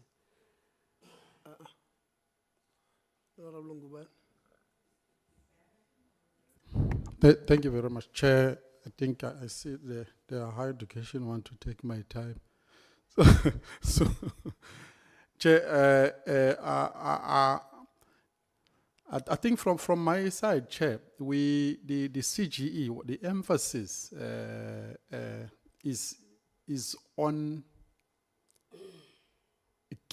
try to give women more power on leading institutions, so that men and all of us can get educated on these things a lot. There is a lack on that. I'm saying that as an example. It was first time in my life at INSETA, Chair. On that seat I messed up, ne? Where the CEO taught me, Chair, when we were moving into a new building. And then she insisted, Chair, that on a new building there must be a breastfeeding a room and a room for sleeping when you are not sick, women who are pregnancy. And she implemented that. So first time, and I can tell you, if we had a male CEO, we wouldn't know all those things. I'm trying to highlight the things that we learn unknowingly by pushing for stronger women to lead this institution, who will implement these things no matter whether we know or not know them, because we get educated. I think it's very important to do that. And then, Chair, on the next line, we must thank President Zuma for testing these institutions. Today we have Zuma laws, and we have our eyes open of how flawed our justice system is and all those stuff. And we've learned a lot about the justice system. I get you appreciated your one, so we must appreciate. Yeah.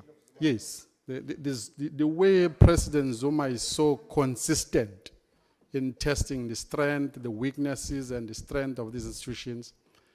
It's a free university academic learning on how this institution can be tested on its strength to assist our people, actually.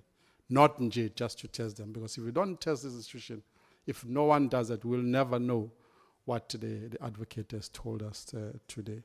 So we appreciate President Zuma a lot for assisting the country in that manner. Chair, the main issue here is the enforcement. We have a challenge of enforcement. I think Honorable Kakao has assisted me on a question I was going to ask, that we need a report back on all institutions under higher education on how far with what CGE is implementing. As she said, both on all institutions, TVET, universities, CETs, everywhere. So I think the next thing is that we need them to account on how far, because we can see the lack of implementation is huge, and no one in education seems to take this seriously. Somehow, CGE, I don't know. As other parties, we always emphasize the major weakness of this country is where we see people doing willy-nilly as they please, is our constitution. So it's important. I like what you raised, that you've submitted a proposal to the constitutional amendment, because that's important. We're sitting in the constitution that is not implemented anywhere, being praised by other parties, but a young man and woman in the rural areas who doesn't have a toilet, who's being abused, has never praised this constitution. They don't see, it's just a useless paper to them. So it's important that we just fix the issue where it is. In these laws, there are no enforcement. You just rely on some grace from heaven that things will be implemented.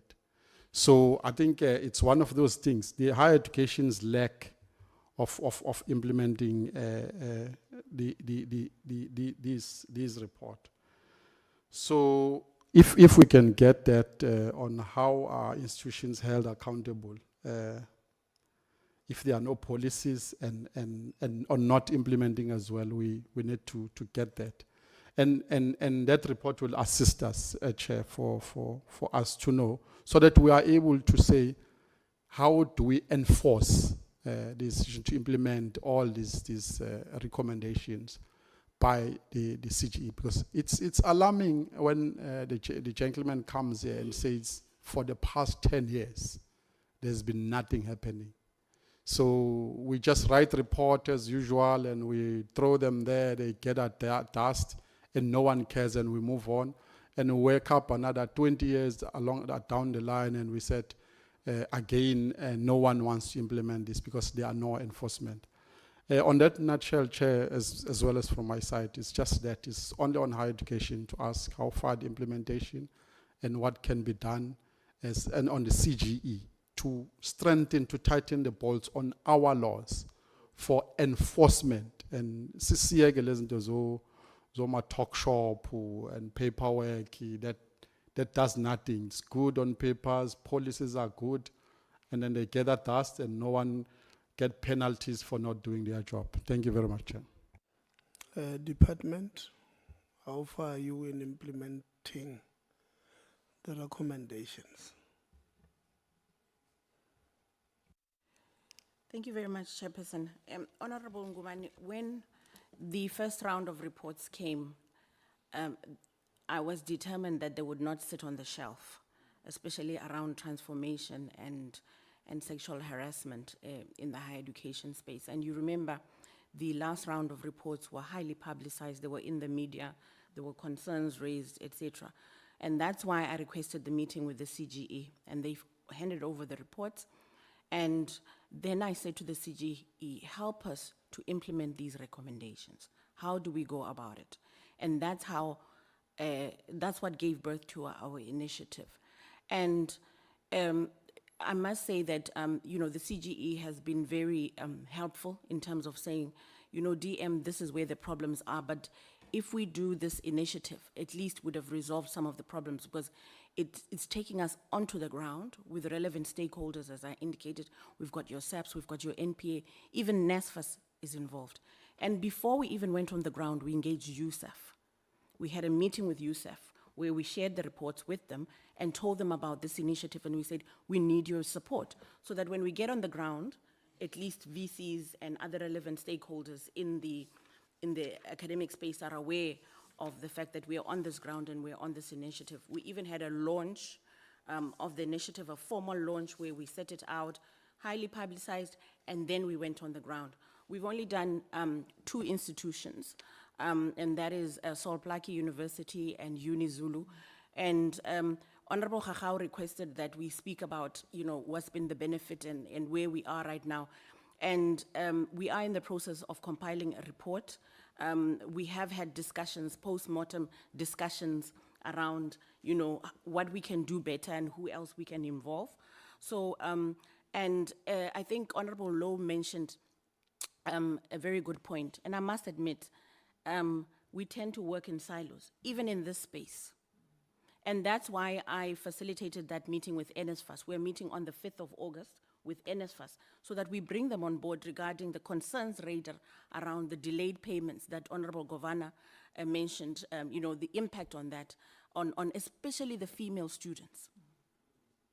You'll know that the reports say that they're having to resort to, you know, to relationships and sexual relationships just to survive. And so the acting CEO, as soon as I said to him, we need to have this meeting, he says, no problem, DM, and we're able to call it. So it's happening on the 5th.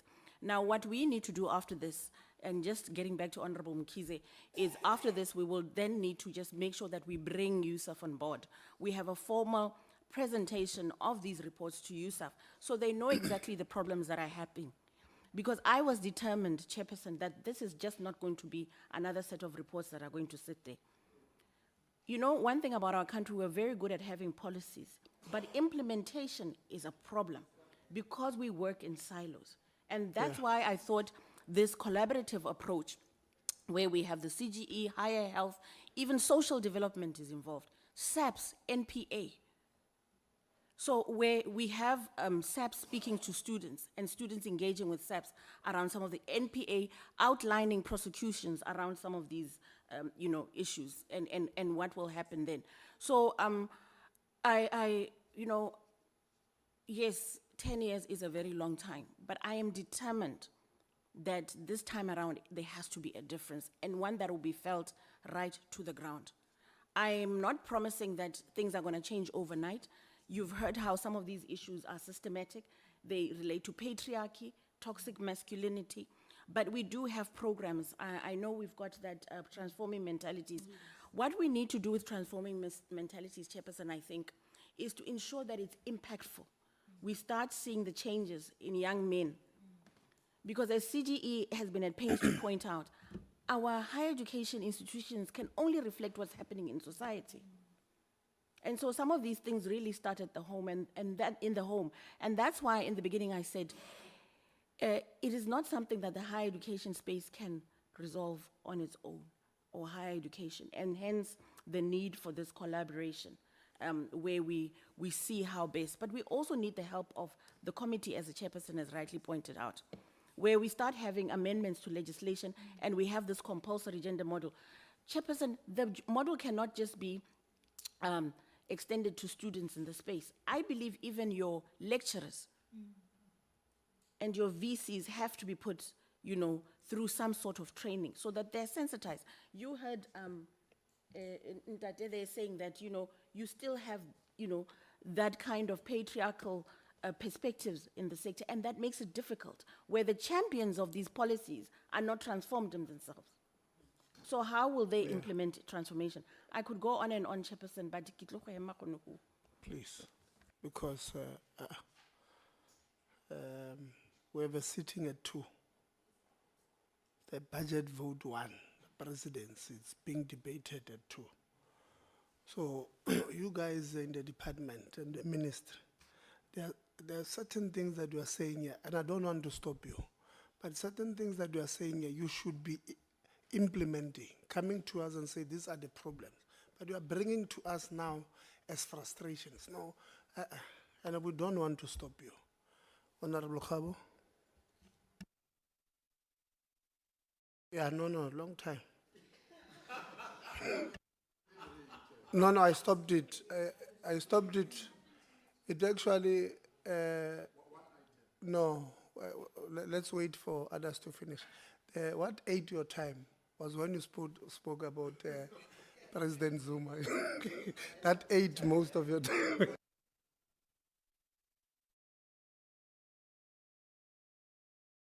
No, thank you very much, Chair. Let me appreciate the opportunity. I think we must agree that our time of interacting with the CGE was not actually enough. I would say that we just came here to listen to the report or presentation because